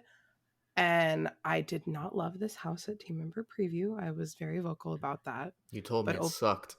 I Yeah. did. I said both tents were not great, but to be fair, it had 0 special effects when I saw it, which meant that on opening night, my reaction was like 20 times better. I'm pretty sure I walked out screaming that that was not the house I went through on Wednesday. And it's perfect. It's perfect. There's no notes. I love you, Pine Straw. I miss you, Collector. I miss you, Final Demon. You know who you are. Oh, you're a scare actor of the year for me, by the way. Hi. Yeah. Final. First demon in hell. On the left, before the one goat. on the You left, know who like, you are. Yeah. Third Always to in last scare in the everyone's. house. I've never seen someone try to get so many individual people. Oh, yeah. And just the use of like not using your trigger to scare the shit out of people, and then coming out with your trigger right after to fuck up the other Perfect. person even worse. Like, phenomenal. Just this whole both cast, all of you, the designers, everything. This house is another perfect house in my opinion, just like Graveyard Games was, and that's really hard to do. So As for my thoughts, this house was scary as shit. Like, I'll mute you well. right now, Jonathan, if it's wrong. No. I know. very positive thoughts. I know. Very positive thoughts. I think Jonathan has PTSD from trumpets now. Oh fuck. The I fucking don't blame him. trumpet. Jesus. Just, oh god, it was bad. No, this house was scary as shit. It was absolutely intense, and like there were really good runs like throughout the night for sure. There was times when it really got me, but then when you were like, Duff, you're like, we gotta close it. I'm like, oh, like you gotta close Darkest D. I'm like, oh, okay. Why? You know what's gonna change when I close this house? Oh fuck. Everything changed. The scares got even more intense. Everyone wrecked like my shit. Like everybody, every single scare wrecked my shit. And that one demon from hell we're talking about, destroyed me every single fucking time. And he tried to destroy you too, Duff, and you're just like, hello. Like, It just made me love him more and more every time. but I was in front of you dying, like, from every fucking scare. Like, it's such a scary house. And we were talking about this before, about how it's great that not only does it have a high concept story that is easily told, anybody can get it, which is fantastic. I really think more houses need to dive into this type of storytelling, because it was really told really well and did not sacrifice the scares, which is one of the most important parts. Having a story and scares. I think this is the most intense house of the year for me, probably because of those closing night runs. For me personally, I know it's high up like on the scares for a lot of people, but the fact that you get to have both of those things in one house and one doesn't overtake the other is really a creative feat, because that's hard in a haunted house setting. It's such a short, time frame to tell a story, to scare people, and you do it. You do both of those things. It's a really, really well designed house, really well thought out house, and I had really good memories in this. So yeah, damn good house. And one thing to add on that I wanted to mention about the story is, yes, it's this beautiful, well told, very high concept story that they hit out of the park. But it's also a house where if you only pick up the base story, which easy as can be, anyone could walk in and go, oh yes, musician sells soul to devil. Got it. Very simple. That's all you need to enjoy the house. You don't need it all. Like, that's a personal enjoyment, being able to pick up the further story that they put into it. They give you the base. That's all you need. But if you're someone who wants more, it is there for you too. Yeah, I Mhm. think that's the best part of that house is that it's so simple story for most people, and then there's so much detail in the story for like the fanatics as well. Hmm. I think it's And I I think, go ahead, finish that. Sorry. no, I was done. I was done. Oh, I was gonna say, like, we brought up how Spirits of the Coven. I think that was the issue. You needed the whole story. It wasn't just this little simple thing that you could get by. You needed Hmm. everything to work. Whereas this one, it kind of had a safety net. If everything didn't catch on for someone, they understood at least a little bit, and it's all they needed. Yeah. You understand the high level concept, but there's so much more below the surface to dig up. And that it to me is very much a textbook HHN Orlando original house. If somebody wants to know what do they do, I think I'm going to send a walkthrough of this now Mm-hmm. and be like, this is the best thing I can show you this. And if we had a good scarecrow video, but we don't. All right, are we gonna move on to Darkest Steel's neighbor now? I guess. The Yes. longest walk. Ugh, so God. tough. That's gonna be Dr. Oddfellow's Twisted Origins, which, hey, you proved me wrong about like circus and carnival style houses because I was fucking tired of them in general, and they killed it. Jonathan, do you want to go first? Because I know you love Yes. this house just as I'm much gonna as I'm I gonna did. I'm gonna take it. Thank you, Mike. Yeah, this house was so fucking good. So good. I still remember my opening like night reactions where like I had an idea of what this was gonna be in my head, sort of a little bit, kind of walking into that first fucking entrance like hallway. Like, I mean, before you get to the facade is one of my favorites. Using the fucking sprung tent and projecting it on it to make the whole thing the facade is phenomenal. And then you have that entrance where you are the main character. Like Dr. Oddfellow is asking for you specifically to enjoy his show, but steal your show, your soul in the process, which is really cool, putting you into the story. But then once you enter that first like opening actual hallway inside the sprung tent, you're just like, oh shit, things are about to get real, and they really do. The things they do in here are fantastic. It has some great scares. Rip the lion scare. You were really good for a long time, and then you broke. But had the great lion scare. It had the fucking contortionist. Holy shit! Like in the beginning of the season, the contortionist was just doing their thing and putting the body in the box, and it's like, oh, that's fun. It looks cool. It's a cool little scene. And then about 3/4 of the way in or halfway through, they decided, wait a minute, what if we scared people? And then they got me every time. I Mhm. was so like that shit was scary as fuck. I really love that Dr. Oddfellow has multiple scenes in here, and every scene is just jaw dropping. Like when he is in the frame, no, like he is Dr. Oddfellow. You're witnessing an icon right there in front of you, in multiple moments, and every time he's there, it's just jaw dropping. It's just really good. There's a lot of good things about this house, connecting it to past lore, filling in gaps, providing a really really cool style carnival house, but a lot more elevated than that. Having zodiac symbols like hidden throughout that you can look for. Having a story that's pretty simple. It's not anything like The Darkest Deal, but it's pretty simple for people to grasp. Of oh, you're this was a trick. You're not actually here for a fun show. They're here to kill you. uh, it is uh, it is so good, and it had a vibe that I clicked with like immediately. I love this house so much. It was I can keep going on, but I'll let you guys go. But yeah, this is a very very good house, and I'm very happy that, excluding Icons Capture, because that was more of a like a compilation type thing. Happy this is the first Icon house I've gotten to witness, because it was damn good.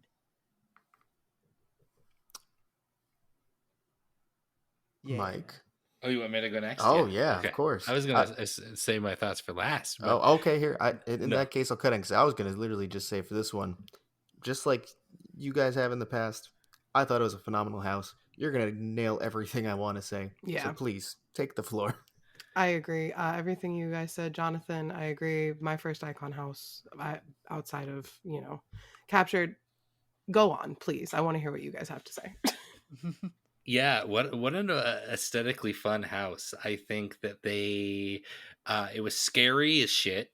Mm-hmm. It was the story is told amazingly.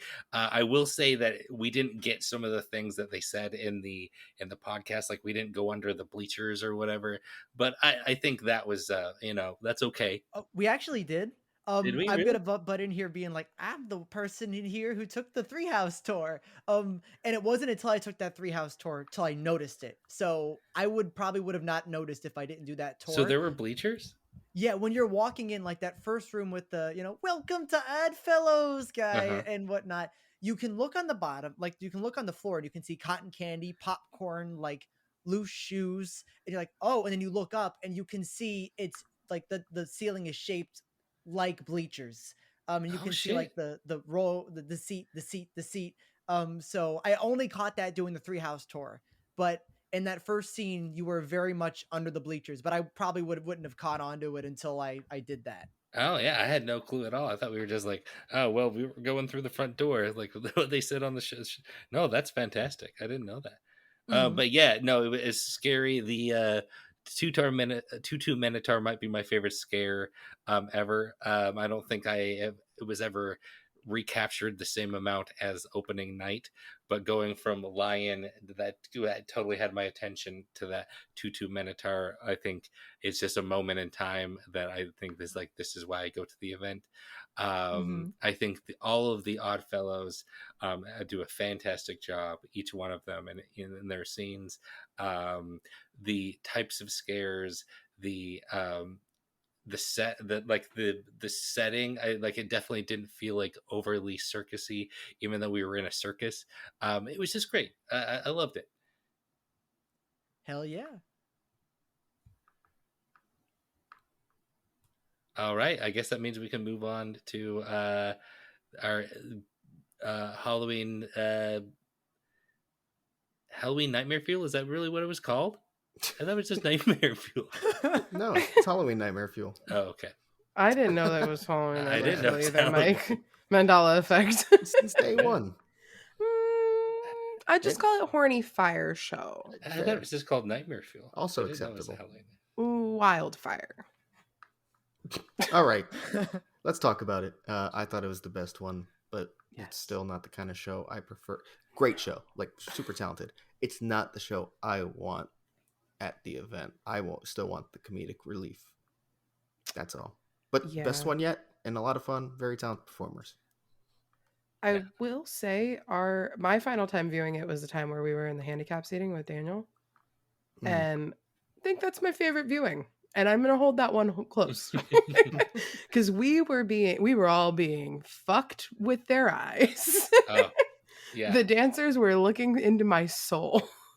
And I will never forget that. But yeah, it was the best iteration.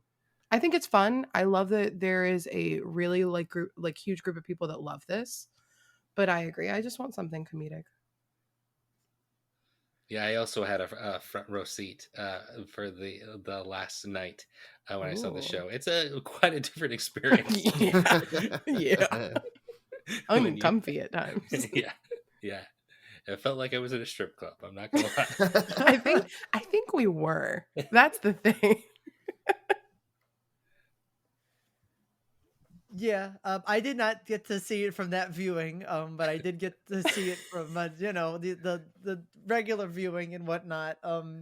And it is, I kind of agree with all you guys. It's just not something that clicks with me. What they did was great, and for that people who like that type of show, I know they loved it. I mean, people obviously loved it. You had to get there like 30 minutes early if you wanted to see a show. We really had a YouTube video where we needed to see the show, and it booked like it filled up before I got there, like for the first showing. It was so popular. But yeah, it's a really good show for what it is. It's not for me, and that's all I really have to say about it. All right, in that case, we can keep moving on down. We're going to hit our next scare zone of Shipyard 32. I know a lot of people have this like really low and like just don't like it, which is completely fair. You know, it's all subjective. I vibed with this one, which is I don't usually love San Francisco zones, and granted, I'm not gonna say I love this one, but I thought it's one of the better ones I've seen since I've been going. Probably I guess my second favorite, since 29 was the first year I went that had a San Francisco zone. I love the atmosphere. I think the atmosphere, they nailed it. The music was really good.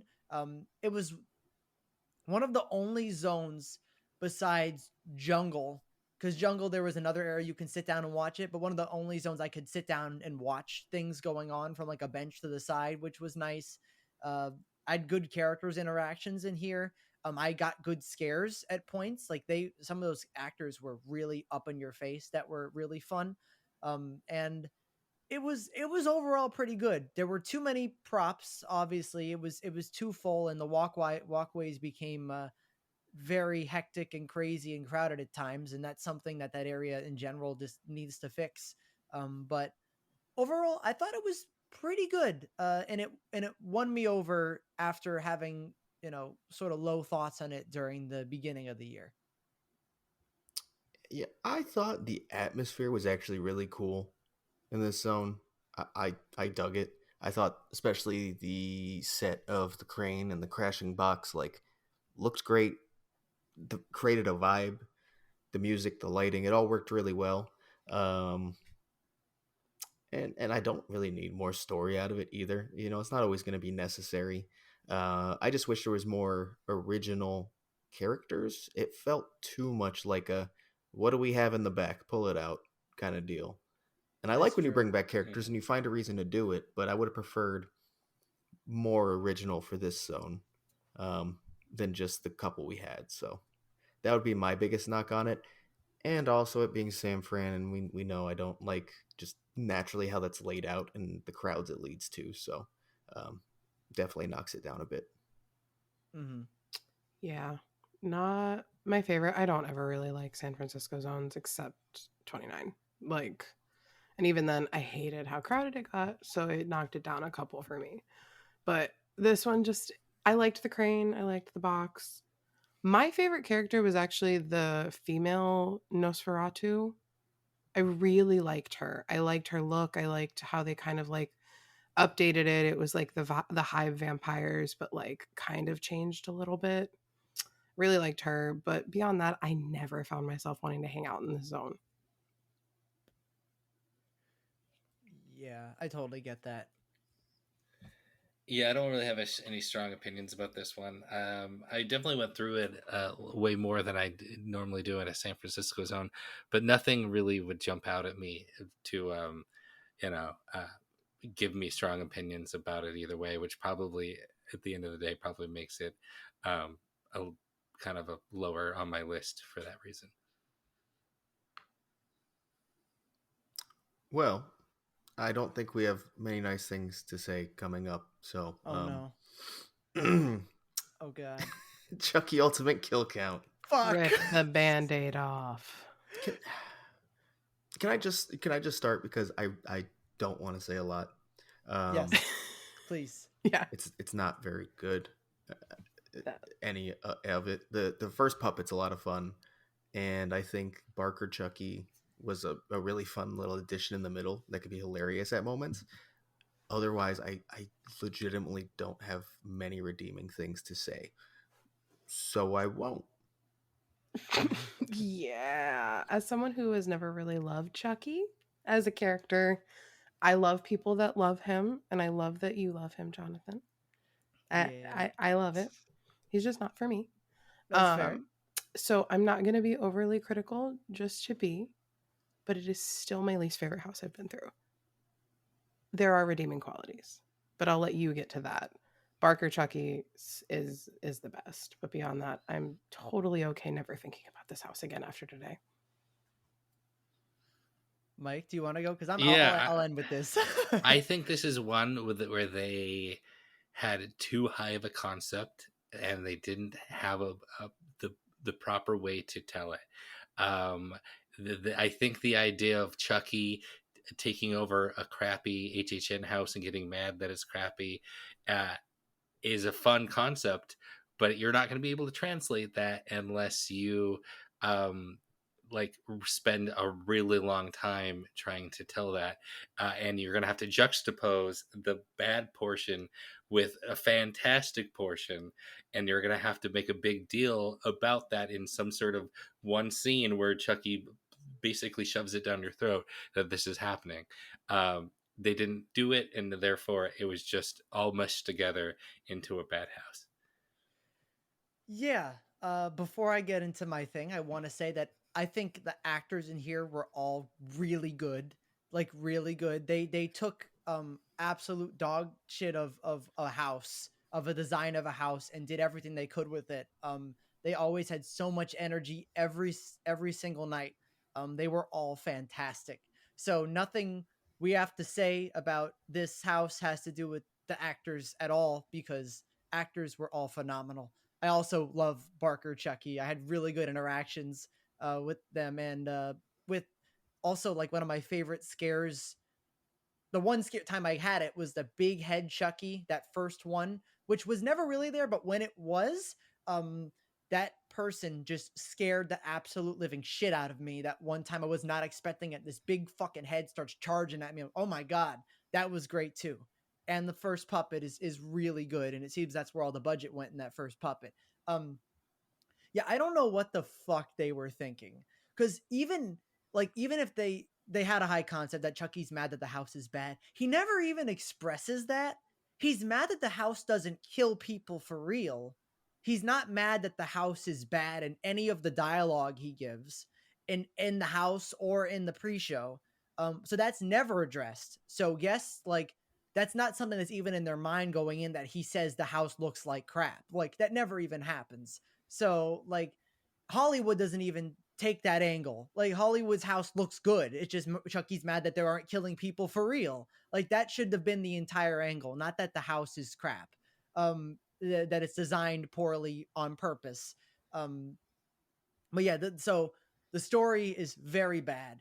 The implementation of Chucky himself is really fucking weird, because I'm going to compare it a little bit. In Hollywood, every time he does something, like it sort of fits and it makes sense, and he carries a narrative throughout the house in Hollywood's. Like he's counting the kills. You are going in each scene and he's telling you, "Oh, this is the scene. I'm going to kill you here and here, and I'm adding up the kills, and at the end the final room of kills will be me." And it's a great like going around going around segment. It's a great storytelling device. It's great. He runs the house.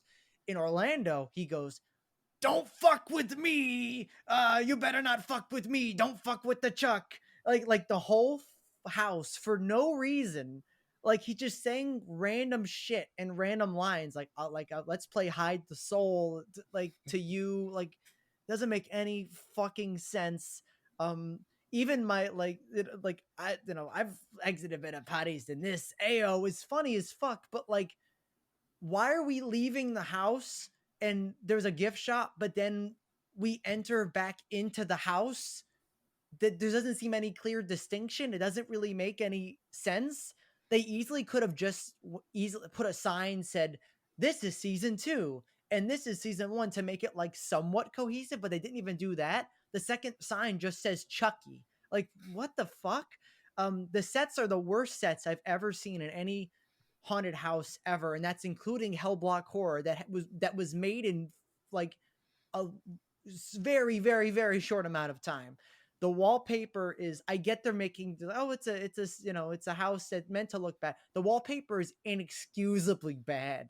It's very bad. The just the puppets are not good. The one with the syringe that just like is laying down and pops out is not good at all.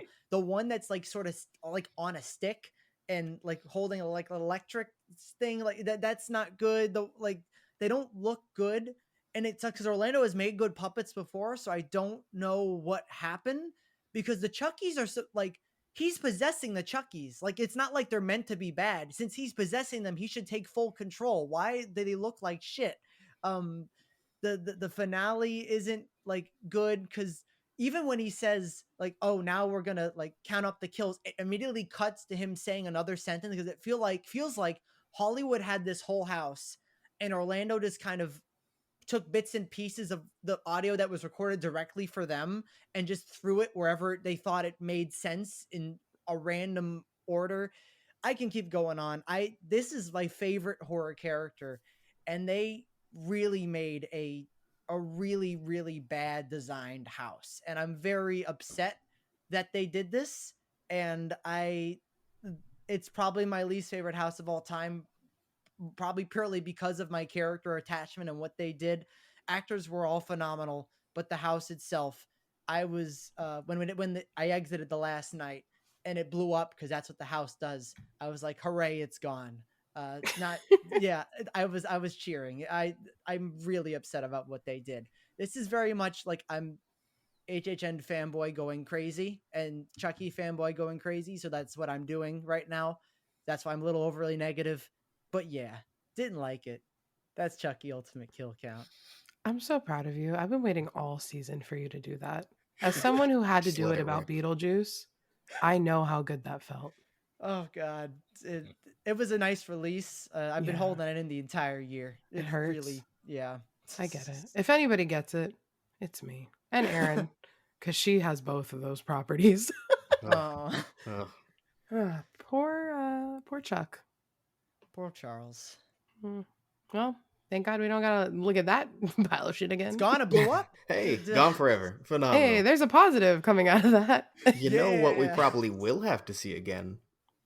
A Oh. Vamp Scare Zone. And then this year we had Vamp 69, Summer of Blood. I know a couple of us really enjoyed it. I don't know if Yeah. I'm one of those us. A couple of the people on this show really enjoyed it. Would one of them like to kick us off? Yeah, I mean, it was hard for a scare zone like this.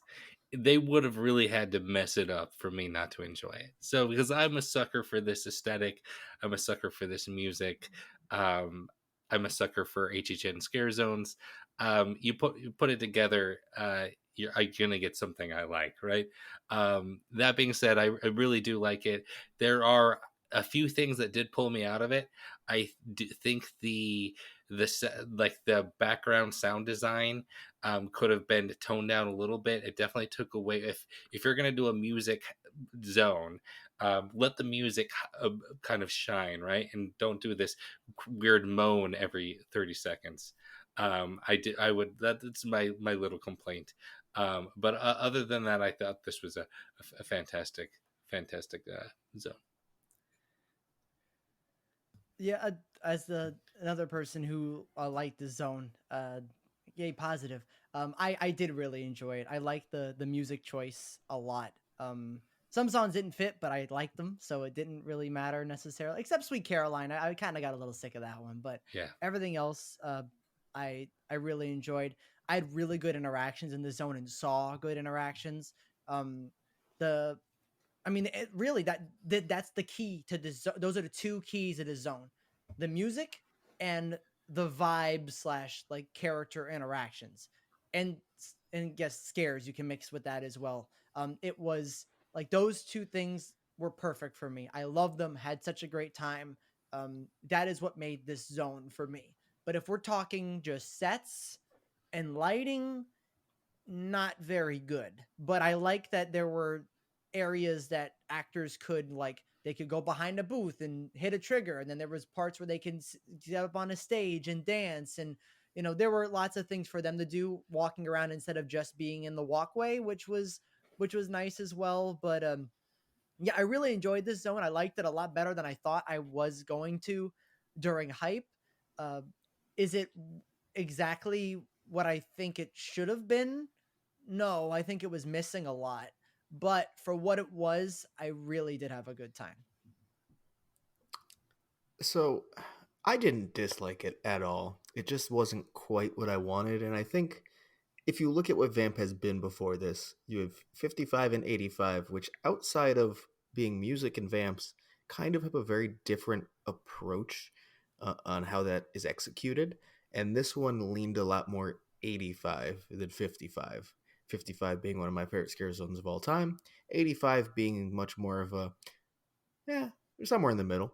Um, and it didn't even have 85's advantage of utilizing the big ass stage you built. Yep.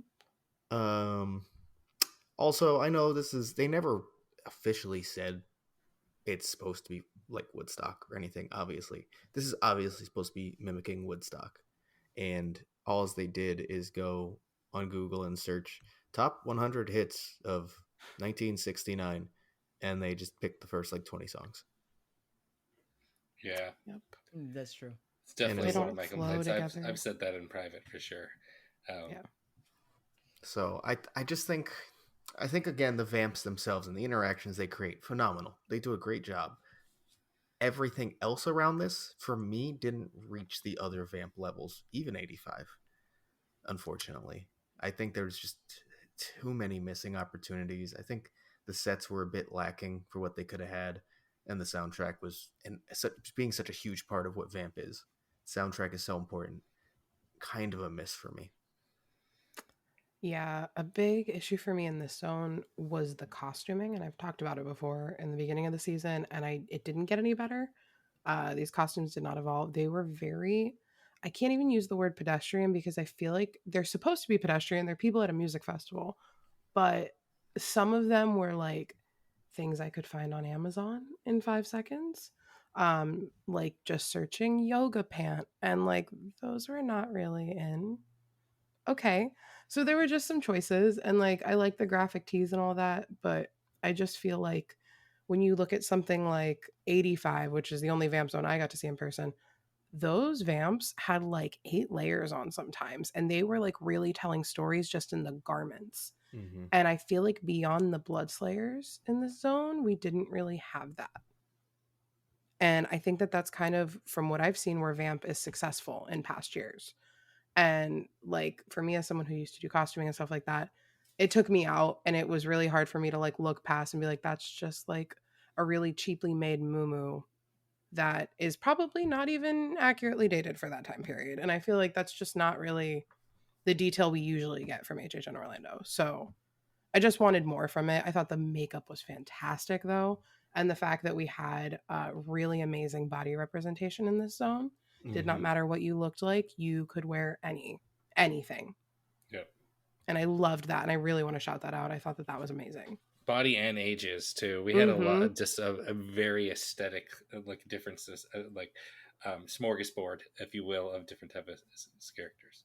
Yeah. And that's, I mean, that's what Woodstock would have looked like. That's what the crowd Right. looked like. So I like that aspect of it. But I feel like every vamp zone now, from what I've seen, has just kind of fallen even flatter than the one before.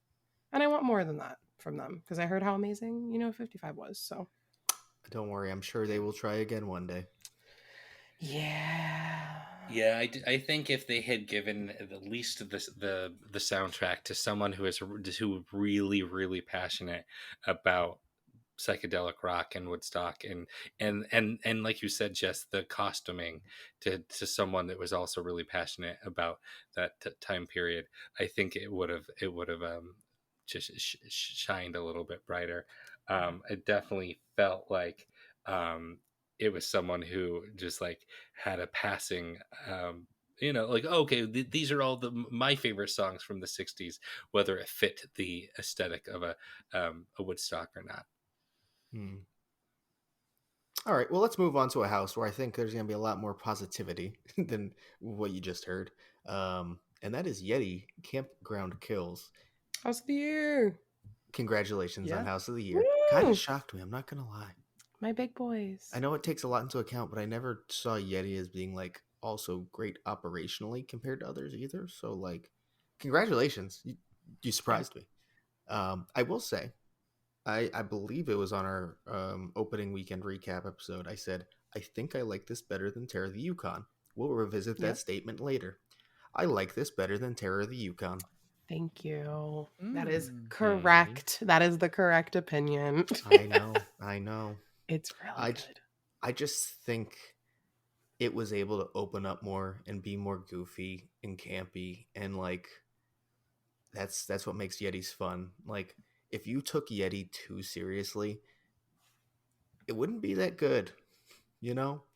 And they went full campiness here, and it was great. and the Yetis can still be intense and get fucking great scares. Um, I thought the sets, for the most part, were phenomenal. I thought there was great use of mirrors and trees to create this depth in the forests. Um, Toilet snake. That's all. Toilet Toilet snake. snake. um, I liked how they used varying sizes of Yetis heavily. The whole Yeti family thing. Fuck Billy, of course. Even if he did nothing wrong, still fuck Billy. Yeah, I just think it was a lot of fun. There was not, a direct story, but like a base story of where you were, what was happening, right? And so fun and easy to follow. Funny moments, scary moments, good sets, good atmosphere. Very good house.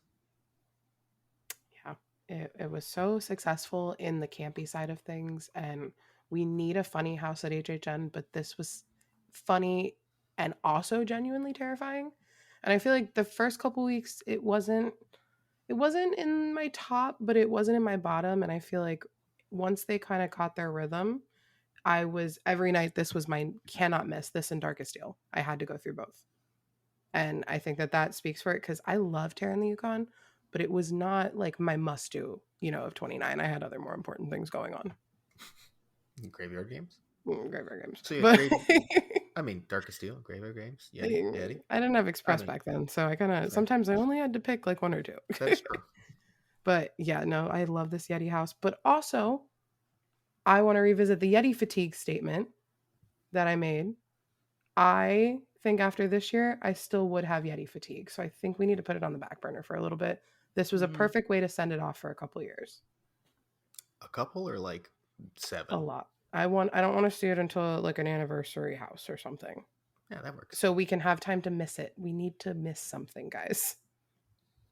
I completely agree. I think me and you were on the Yeti fatigue train when this was officially announced, and I do enjoy this house a lot. I think it's very good. I don't know. I don't think I could like really say if I liked one or the other better because I only did Terra the Yukon like 3 times because I only went to the event that year a couple days. So it really would depend on like if I did them both the same amount of time, I probably would have like that'd be more fair like to say. But right now I have like Yeti of the Terra the Yukon on like a pedestal because I only did it a couple times compared to this where I was able to do it tons and tons of times. So I was able to get a little more critical the more times you do it. I think this one had really on certain runs, it had really incredible scares, like really intense scares. Those Yetis did not care about your personal space. They went all the way in it. There was one time walking into the cabin scene when it was all sort of the cabins like all fallen down where like I was just walking in, the Yeti decided to just stand in the middle of the walkway and scared the shit out of me. I'm like, oh my God. So like the scares in here were great. But they also weren't really consistent. I've had runs in this house where my shit got wrecked and I had runs that were not really that good, like that were just kind of passive. And I felt like this house, it was like flipping a coin on, like whatever run you got, if it was going to be a passive run or if it was going to be an intense run. So it didn't really have the consistency for my experience. But I did love the story. I did love the sets were really good, especially, with the lights on tour. And it was very fun. It was a very fun house. And yeah, those are my thoughts. Yeah, I would say this is like a mid-tier house for me. I really enjoyed it. It's not one of my favorites, but I think the stuff that is in there is really great. I like it. I like this house. Yeti. And then next door to Dragon. That's what my brother would do. There was just one night where he literally just wanted to continue to go through the Yeti house over and over and over and over again, and he would just keep shouting Yeti, and so now that's just like that's in my brain for now on. Okay, it's so silly, but it's fun. Dragons. Yeah, dragons. Yeah, dragons. Dueling Dragons, choose thy fate. Yeah. Who wants to kick us off here? I just want to rip the Band-Aid off. Go for it. I was very excited for this house. going into the season. I think we all were. I, grew up loving, the ride. It just was not my favorite, just based on the fact that there really weren't dragons. That kind of seems to be everybody's gripe. But Mm-hmm. for me, it literally took until the second to last night to have a run through that house where I was like, wow, this house is firing on all cylinders. And it was the only run I did with Fear and Beer, which is so funny. It literally took us coming together to do Dwagons to have the perfect run. And I'm going to hold that one really close to my heart. I don't think this house was a complete miss. It's very much a middle of the road for me, but it's just not really what I wanted. And I think that's okay because the rest of the event was so strong. It was just fun to see them do something potentially, or based off of an old ride that we all grew up with. So, Yeah, everyone knows I was very excited for this house, and to be honest, it started decently hot. Um, and then once the effects started kicking in like week 2, and we really saw that timing come up, I was like, damn. Then there was a period of like a month where it just kind of kept sinking and sinking. It stagnated. There were holes. It just couldn't hit what it did on like week 2 for some reason. And then the last couple weeks, it really ramped it up a lot. It got intense. Like the effects were hitting on all cylinders, and it jumped back up for me. So it was a very interesting house for me this year, and the way it just kind of bounced around on my view of it as a whole, not just rankings. Um, Luckily for it, it did finish strong. And regardless, even when it was at its lowest point, I was like, this is a house that's always going to be special to me just because of what it is. And I got to see it. And they did bring it to life well, regardless of whether I thought it was the best house or not. Um, but yeah, it's going to be interesting. We'll talk about that a little more once we get to rankings because there's an interesting tidbit about that. Uh, I'll jump in here. This was I had kind of the same experience as you, Duff, where it started off high and then it started dropping and dropping and dropping, and then it went high up again. And I think I figured out what it was, and it's that my favorite runs of this house pretty much consistently throughout the event have been like right when the event opens, Stay and Scream Dragons runs. Those have been my absolute favorite because it's dark, so the lighting of like effects will look really, really pretty.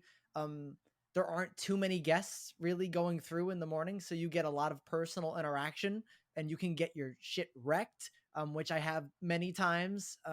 And the dragon problem of them not really having dragons doesn't hurt too much because it's so dark you can't really see that much anyway. So you're not really thinking about it. But yeah, going through that house in the like especially later like as one of my first houses, Stay and Scream, and going through it a lot with the friend who has this as their number one or like or very high, not very high up. uh, this made me really appreciate it more and more. I got really good scares in it. I had especially that ending scare, like it really improved throughout the event because every time like I was alone in that ending like choose thy fate section, no matter what side it was, fire, ice, scared the shit out of me every time. So that was like a like something that finale needed for me to like be more poignant instead of just, oh, it's just Merlin or just the or just the head. It's no, also you're gonna get your shit wrecked like here. I'm like, oh, okay. That helped the finale a lot. But yeah, I ended up I think this is pretty high up for me too. I grew appreciative of it later as the event went on, and uh, yeah, I really enjoyed it. Yeah, Though this one. I was right. I was right about my sorry. I'm so sorry. I'm very but I was right about my one theory throughout the entire hype season. I said the one thing they're gonna screw up is the dragons. That's the one thing, and I was right. God damn it! I wish I wasn't though. Yeah, don't be so proud about that, you I bastard. know. Yeah, this one grew on me throughout the as the event went. I was definitely, I think, a little bit disappointed with what we got early on, but once I accepted kind of what we had here, it started to get really fun. I almost treated it a bit like, it wasn't a comedy house, but if you kind of you know accept just kind of how silly some of the costume designs are, and um it's a fun house for sure. I enjoyed You it. could definitely have a lot of fun with that one. Well, should we move on to the next one, which I didn't have too much fun So in. much fun. So much fun. Stranger Things. Woo! Wow. Who wants to take this one? I mean, hey, just go listen to our opening weekend recap. I'm probably gonna say the Nothing same thing changed. now. Yeah, it's literally um, there's like a few really well done scenes. Like the build out itself looks really good. I don't really like any other choices they make. I don't like the choice to just do the Hawkins storyline. I don't like the way they've executed a lot of the larger scenes, making it so screen based, create that depth. There's literally wallpaper of woods. Like, come on. In this house, come on. It's just Not Chucky. Chucky. At least they could say that the wallpaper was because it was supposed to There look was bad. wallpaper, yeah. Yeah. No, I don't. It's not the worst thing ever, like Chucky, but I also don't have too much good to say about it either. So yeah. Yeah, it was a house.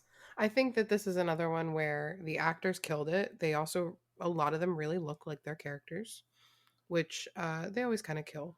They kill that aspect of Stranger Things. And the energy was always there, but not my favorite. And again, not one I saw myself running to most nights. I think I went weeks without doing this. But I don't think it's the worst Stranger Things. I think I said that before. I think 29s is still my least favorite. I'm gonna jump in on the sort of negative train. I know, Mike, you have more positive things to say about it. But this is a house that I really, really disliked opening night, and then it got a little better. I was like, okay, I'm getting it.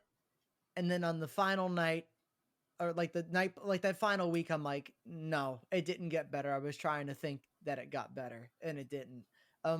The actors are all phenomenal as always. They're all really, really good. They were all fantastic, but the way they told the story was not good. It really was not a clear story at all. Anyone who did not watch the show, which granted most people have, but if you didn't watch the show, you would understand jack shit about what was going on in there. It was completely disorganized and just all over the place. The scenes that were supposed to be the big, impressive scenes did not really look good. Actually, though, there was one night, I think that final week, where Vecna's lair was filled with fog, and it actually looked kind of cool. Like, and it was like, okay, I see. Let's keep doing this. And it never happened again. It never happened. There was just one time where it being filled with fog, we're not able to see much. Actually, like for a minute, I'm like, wait, this actually looks good, you know? But then that never happened again, which was whatever. But yeah, it isn't the worst thing in the world at all. I personally think it's probably lower than 2 and 3 for me, just because I think I had more fun experiences and there was more wow moments in 2 and 3. Uh, but yeah, I don't think I need to see Stranger Things come back to HHN. I think we're good now. I think this is enough. We did it. We're good. You know 5 is coming. Oh, I know, and I'm probably not gonna like 5 it. is definitely coming. Oh yeah, for sure. In a couple years, but I will say I'm not as confident about that as you guys, but okay. All right. Okay, well, I'll defend this house a little bit. I personally really like it, but I always preface it that I really like this property. I'm a big Stranger Things guy. I think I would like most things done. So I do see past some of its warts. That being said, I do think it does have some quite elaborate sets. I do think that this characters do have a lot of really high energy. I do think, Jonathan, you mentioned it. I saw a lot of my runs in that house had it filled with fog. of the Vecna layer. Hmm. Say my biggest gripe is maybe that last Master of Puppets scene. I think that was a little bit, but I'm not sure what else they could have done but use kind of a screen and screens like that to make it look like you were, in this giant upside down, because that is how that scene is portrayed in the film. I don't know how you can handle it other than using Mhm. screens. But yeah, I personally really like this house, and I think that the characters did a fantastic job with what they were given. I really think that scene for me would have been okay if Eddie picked up the guitar, and B, if there were scares on the other side. I think if there were actual scares where I'm like, okay, I'm looking at this, but then I get a scare where like that's where it comes from. I think that I'd be like a lot more kinder on that scene. Yeah. I wish there were scares there. I get why there aren't, like in the design or whatnot. Maybe it just couldn't fit, but I wish there were some sort of scares there to make it, um, like to really make that area like, oh, you're looking at something and have a perfect distraction scare. Yeah, do think that people would probably been a little too distracted had they had something pop out at them right there, because that scene is definitely like all your attention is on those characters. I think it would probably got people wrecked all the time if, like, I don't know, something, I don't know what you would have to jump out there, but if you had something jump out there, I think it would probably wreck people all the time. They could have done like they've done hand puppets before. I think they could have managed the hand bat puppet, Oh yeah, like like have something of someone, this. like have a bat like fly at someone's face right then. I think that would have been fantastic. I think that like they've proven that they can do those hand puppets really well. I'm remembering you, Depths of Fear, and your fucking hand puppets that just wrecked my shit. Um, they could have done that with the bats. Like it's a little more complicated because wings or whatever, but I think they could have pulled it off. I think that would have been like a great scare for that area, for them like coming from the ceiling sort of and just raining down on you. That would have been a nice touch. But yeah. They definitely could have Sif. Sif would have been cool in that scene Mm-hmm. for sure. Mm, That would have been good. you just So walk through bats. there's so many of them. Should we move on? Should we believe in the next house on our walk through the park? Boo. Yeah, we're at the Jail. Exorcist Believer, which is have how who here has like seen the movie now? I saw it. I Unfortunately, haven't seen it yet. Nope. Okay, so we have two who haven't and Yeah. two who have. Yep, it was a film. A lot of the movie, or a lot of the house, is not in the film. Uh, So maybe we should talk about that first, like before we get into overall thoughts. It has. How did watching the movie impact your experience of it?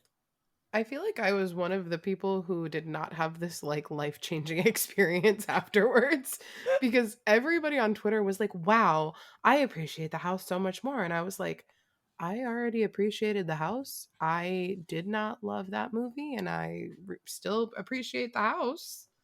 Like it didn't impact my experience really much at all. It just made me kind of go, "Well, why does this scene have that then?" And that was That's really it.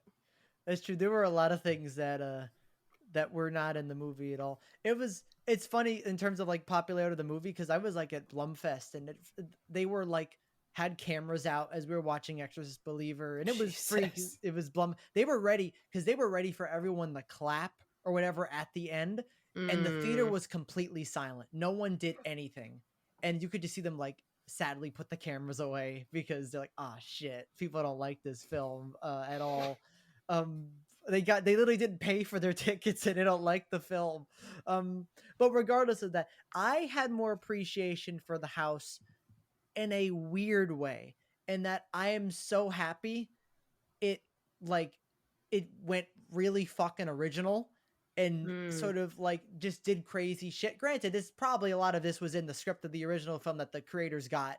Murdy has said that that like this isn't really explored that the doll was in the original script that they all got and then it just wasn't in the film at all. Had nothing to do with the At film. all. Yeah. But like from what they were given, they told the story really well, and they did a lot of original stuff. I really love the way they ended the house. I thought that was really cool, like sort of reversing where you started, like going the opposite order in like a demonic hell way. I loved certain scenes that weren't from the film that were like, this is a cool thing to have, you know, like that's where I got the appreciation out of it. Not much so because I couldn't understand the story before of the house, because I really could. I thought it was pretty clear, to be honest. Yeah. Um, and like, not that I needed references to the movie to understand, but more of, hey, Horror Nights took a very bad situation for them, a very bad situation, and really made it work in the way they knew how to. And I think that is something really cool, because I know the last time they tried that, it did not work. So I'm happy it worked this time. It's a good way to look at it. I kind of like that take. It was a really successful original take on an IP we hadn't seen yet. Yeah, And now we've seen it. now we have. Two of us have. Yeah. But what did you guys think, not having watched the film of this house? Well, from what I've heard, I saw the better version of Exorcist Believer only seeing the house, so that's cool. You did. I thought it was a really fun house. I thought it was consistently intense. The scares were there. I thought a lot of the settings were a lot of fun. It wasn't the most. It didn't have the most repeatability, I would say. Mm-hmm. But it was consistent, and the scares made it fun. And I watched a lot of people get like really, really, really wrecked in that house. I was one of them. Yes. So I Consistently. really appreciate the house. It's not going to be like the number one house for me this year or anything, but I thought for what I knew of the IP and what they seem to have had to work with, they did a phenomenal job. Yeah, I agree, Duff. I think objectively, this is probably most people's scariest house. I know a lot of people who personally just either don't like going through it or don't like going through it alone, or just they just find this house terrifying. I find it scary too, not on that level, but it's a very scary house. I think this is my biggest surprise for sure. That just how much I enjoyed this. Think everyone going in was a little hesitant of what we would get here, just because of Exorcist, and it's not a show that we have seen yet. I think for the house-wise, I think they did a fantastic job. Well, Hell yeah. should we move on to the final house and anything we have to talk about in our walk around the park? Hellblock Horror. Blood Moon Dark Offerings, which I thought was really good. Like, the sets are phenomenal. Mm-hmm. Obviously took a page out of Dead Man's Peers book in how they designed that setting. When you get to that town square and it just opens up, what a moment the first time you see that. And I know one of the big knocks about this house is every scare actor is wearing the same thing. And I get it. I understand why that would bother people. For me, though, just because of the story and how that fits in, it doesn't bother me because it makes sense. It's a cult. They're all wearing cult robes, of course. But I thought the story was pretty easily told there. It was a very simple one. And yeah, beautiful, fun. I can't say much more about that. Yeah, I agree, Duff. I think this one was just breathtakingly beautiful. That the first couple of runs that really carried it for me, and then by the time I started to realize that some of the triggers were all very similar, they added a bunch of triggers, and then I really, then it wasn't even ever an issue for me. I think some of the characters in this house are probably my favorite. I think that bell ringer guy who would constantly he was like look down, and it was like he was glaring into your soul. Like he looked at you and he did like the little knife throat symbol. It looked like that would like visibly scare me. Like he was doing that. Like he knew me and hated my guts, and he was gonna get me after I left that house. Like the way he looked at me every personal. time. Yeah, it was personal. But I know he did that to like literally everyone. So the amount of energy that must have taken to stare people down every night and glare at them like that. I can't. It was a fantastic house. I think they did really good. I'm gonna go. So we end with a very positive reaction to this house. I'm just gonna like squeeze myself in the Yeah. middle here. I am one of those people that you mentioned, Duff, that don't particularly like the sameness of it, and it's not because it's bad. It's not because it's something that's wrong with the house. It's not like anything wrong with it. It's just it's a vibe that doesn't resonate with me, and sometimes that's okay. Like I see lots of good things in this house. The story is told really well. You go through tons of different settings. There's lots of different effects with scares. The open areas are like really cool, especially we see that scare actor walking back and forth. The ending is like you start off in one place, you end off in the same place with the thing completed, which is like really cool. You end with a hallway of a, the mannequin hallway, which never got me, but it's still a really cool way to end a house. It is like really good house. It just something about it, the vibes for me, and this is just gonna happen with some houses. The vibes, the sameness, the way the house felt to me wasn't something that I really resonated with. I wanted to because I know a lot of people like you guys really like this house, and I really wanted to like it, and I tried to like it, and I couldn't. Um, but uh, it is something that I still think is a good house. It just did not resonate with me personally. And that's very fair. Completely understandable. Yes, I understand. I do not agree. It's fair, yeah. But I get it. It's not for everybody. Eugene was not the biggest Blood Moon fan either, for kind of the same reasons. I, on the other hand, I eat culty shit up with a fucking spoon. And boy, oh boy, did I love this house. I really did. I just thought that all of these actors had so much energy into being so stoic, but yet so aggressive at the same time. And it was just unlike, I feel like, an energy we had in other places at the event, which was great. We got, new triggers as the house went on, which we got in a couple houses, but for this one I really loved. The false hearted must die, Squirrel Girl will live on. And that is my scare actor of the year. It's my ringtone now, if you didn't know. The false hearted must die. I hope so. I want to hear that every time. It's such a good house, and I will say that for me, we haven't mentioned it, but the podcast they gave, the backstories. This one, it was very basic. It's very, they're in love, whatever. I could see how that kind of affects this house and the story as we're going through it, and I'm kind of like, ooh, which one's the boyfriend? And I kind of like it. It's the only one that really like added more for me. So, yeah, a plus. I forgot that it's been so long. I forgot there were podcasts that I know. listened to. Oh my god. Yeah. Well, All right. that's our tour. So I think we just... No. Yeah, I know it's over. I'm sorry. But now we get to talk about it one more time. Let's hop right into the rankings. Let's not be super long-winded. We just discussed them for 2.5 hours. Very brief. But I think people want to know where we have these ranked finally to end it. So, who wants to kick us off? We'll start with Zones, with their number 5 zone. Okay, I'll go. Okay, yes, thank you, Jonathan. Go ahead. Yeah, I did it. I'm gonna start off where we started off this tour, and that is Oddfellow's collection of horror.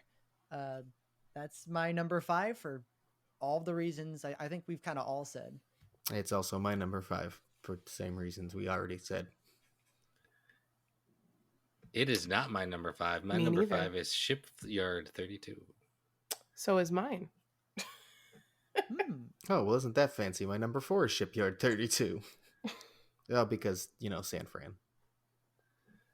My number 4 is not Shipyard. It is Zodiac. My number 4 is Oddfellow. So is mine. Hey, we made it past 5. That's all that matters. Hey.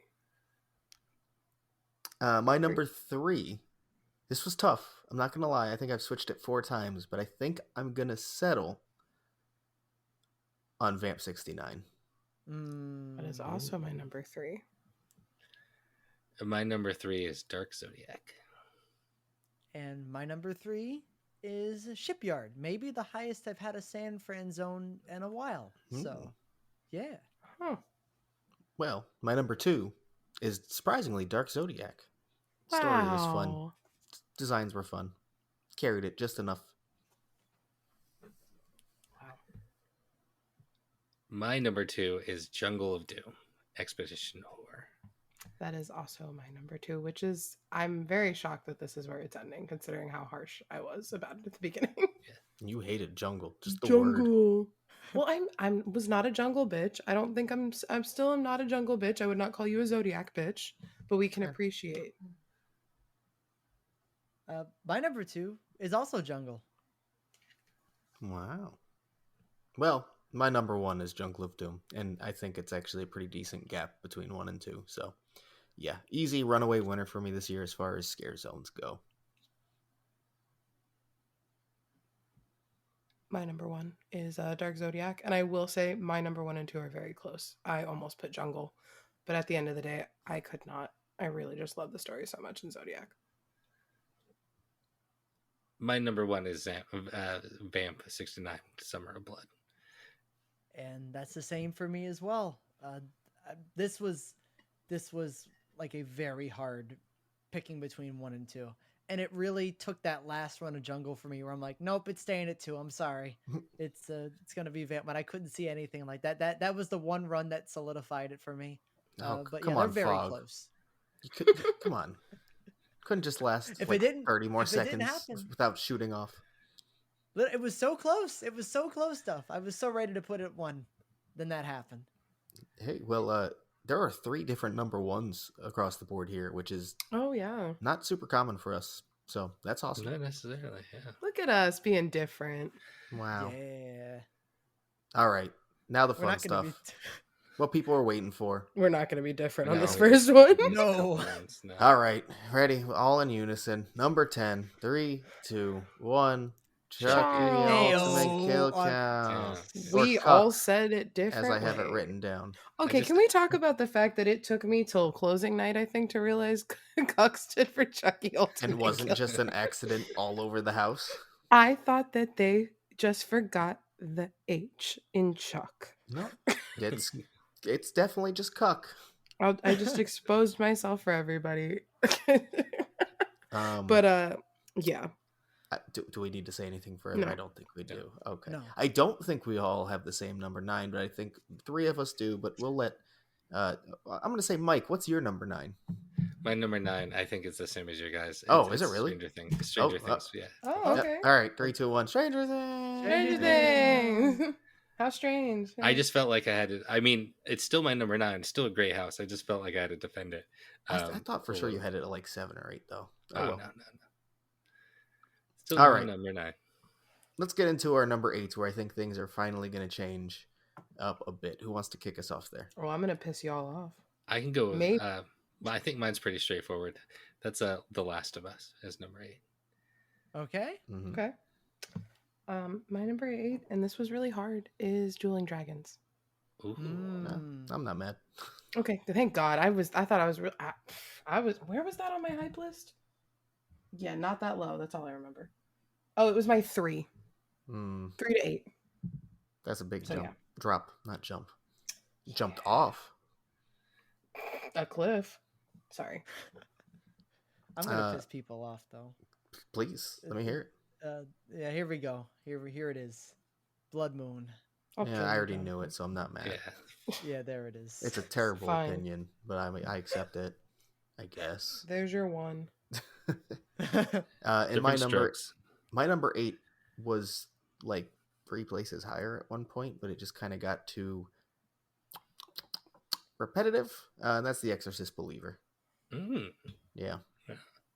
Really well done house. Listen, the top 8 at this event, super strong. So being 8 this year is actually not bad. Well, I know you had The Last of Us as 8 for quite a while. So. I did. Oh, it's not your least favorite IP anymore. No, this it's not. year. All It was right. never my least favorite IP.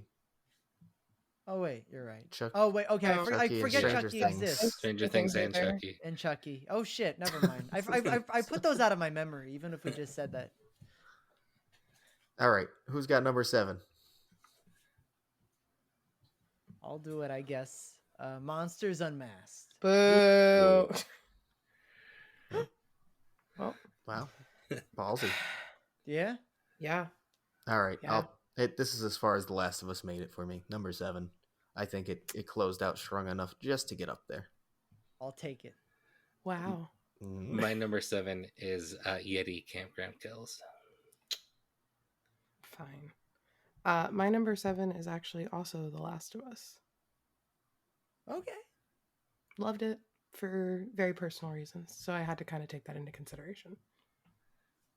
All right, this is where I'll show off that one of the interesting things about my rankings have not changed since week 1, and that is my bottom 6 are the IPs. So Universal Monsters Unmasked is my number 6.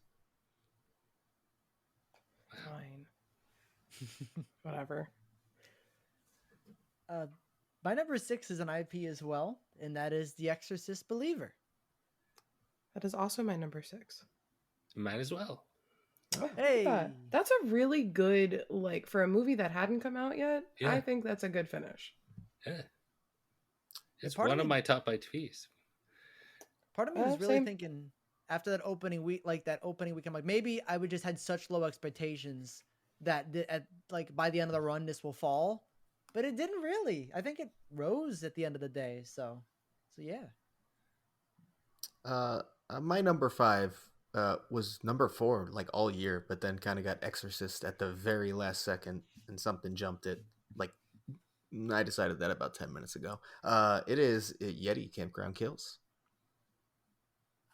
I'm gonna jump in because that's my 5 as well. Oh wow, I thought you'd have it a little higher. I like I said, it was flipping a coin. Sometimes it was great, sometimes it wasn't. So it hits right at 5. Fair. My number 5 is Dueling Dragons Choose Thy Fate, and I think at one point I had it as low as 7 or 8. It has definitely rose near the end of the event for me. My number 5, and this I think was my hardest one to place because it was riding 3 and 4 for a very long time, and it's Oddfellow. Not because it was bad, I just really loved the other 4. That's fair. It's a hard year to rank.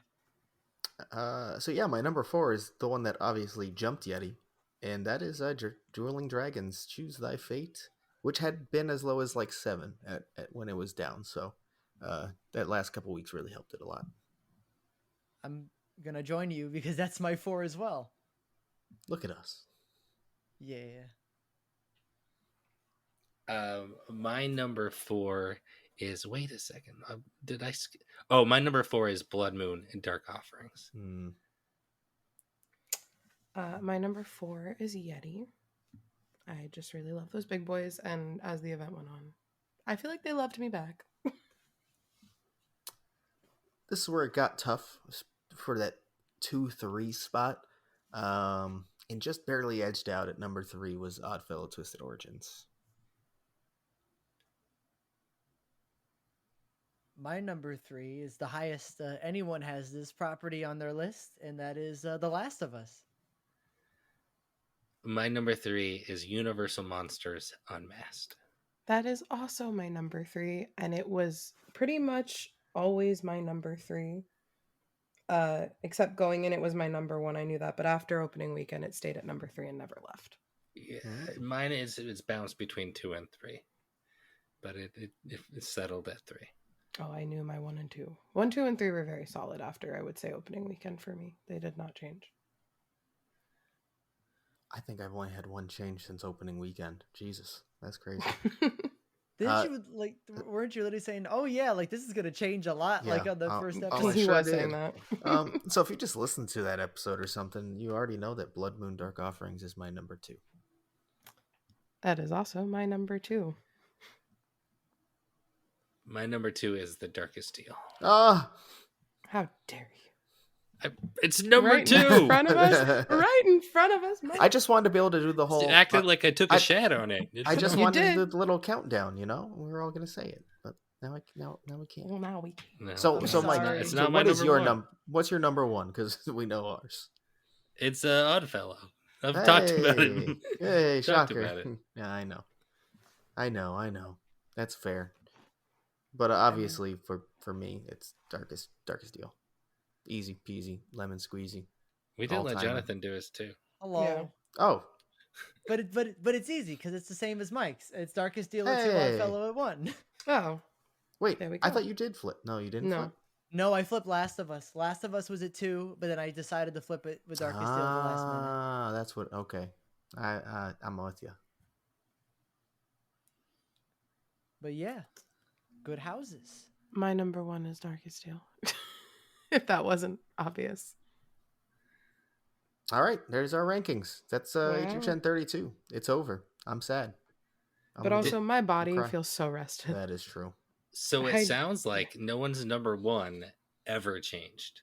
That everyone had No. the same number 1 from the opening night. Mhm. Is that correct? I had the same 1 through 6 since opening night, and then I- 9, 10. I 1 definitely through didn't have the 3. same 1 through 6, but Which I One is through definitely 3 didn't change. pretty. This is probably the first time I've ever been that consistent from opening week to closing. That's just insane. It's a good year. Yeah, it's fantastic here. Thank you, Dr. Oddfellow. Thank you, Rich. All right. Well, thank you so much for listening to this pretty long show. As always, you can find us on Twitter, Instagram, and YouTube at HHN365 and at TikTok at HHN365pod. We have an amazing Discord. The link is in the description. Please join us. We're going to have a lot of discussion leading up to HHN33. So now is the time to join the Discord, because this is kind of the fun getting right into the speculation season.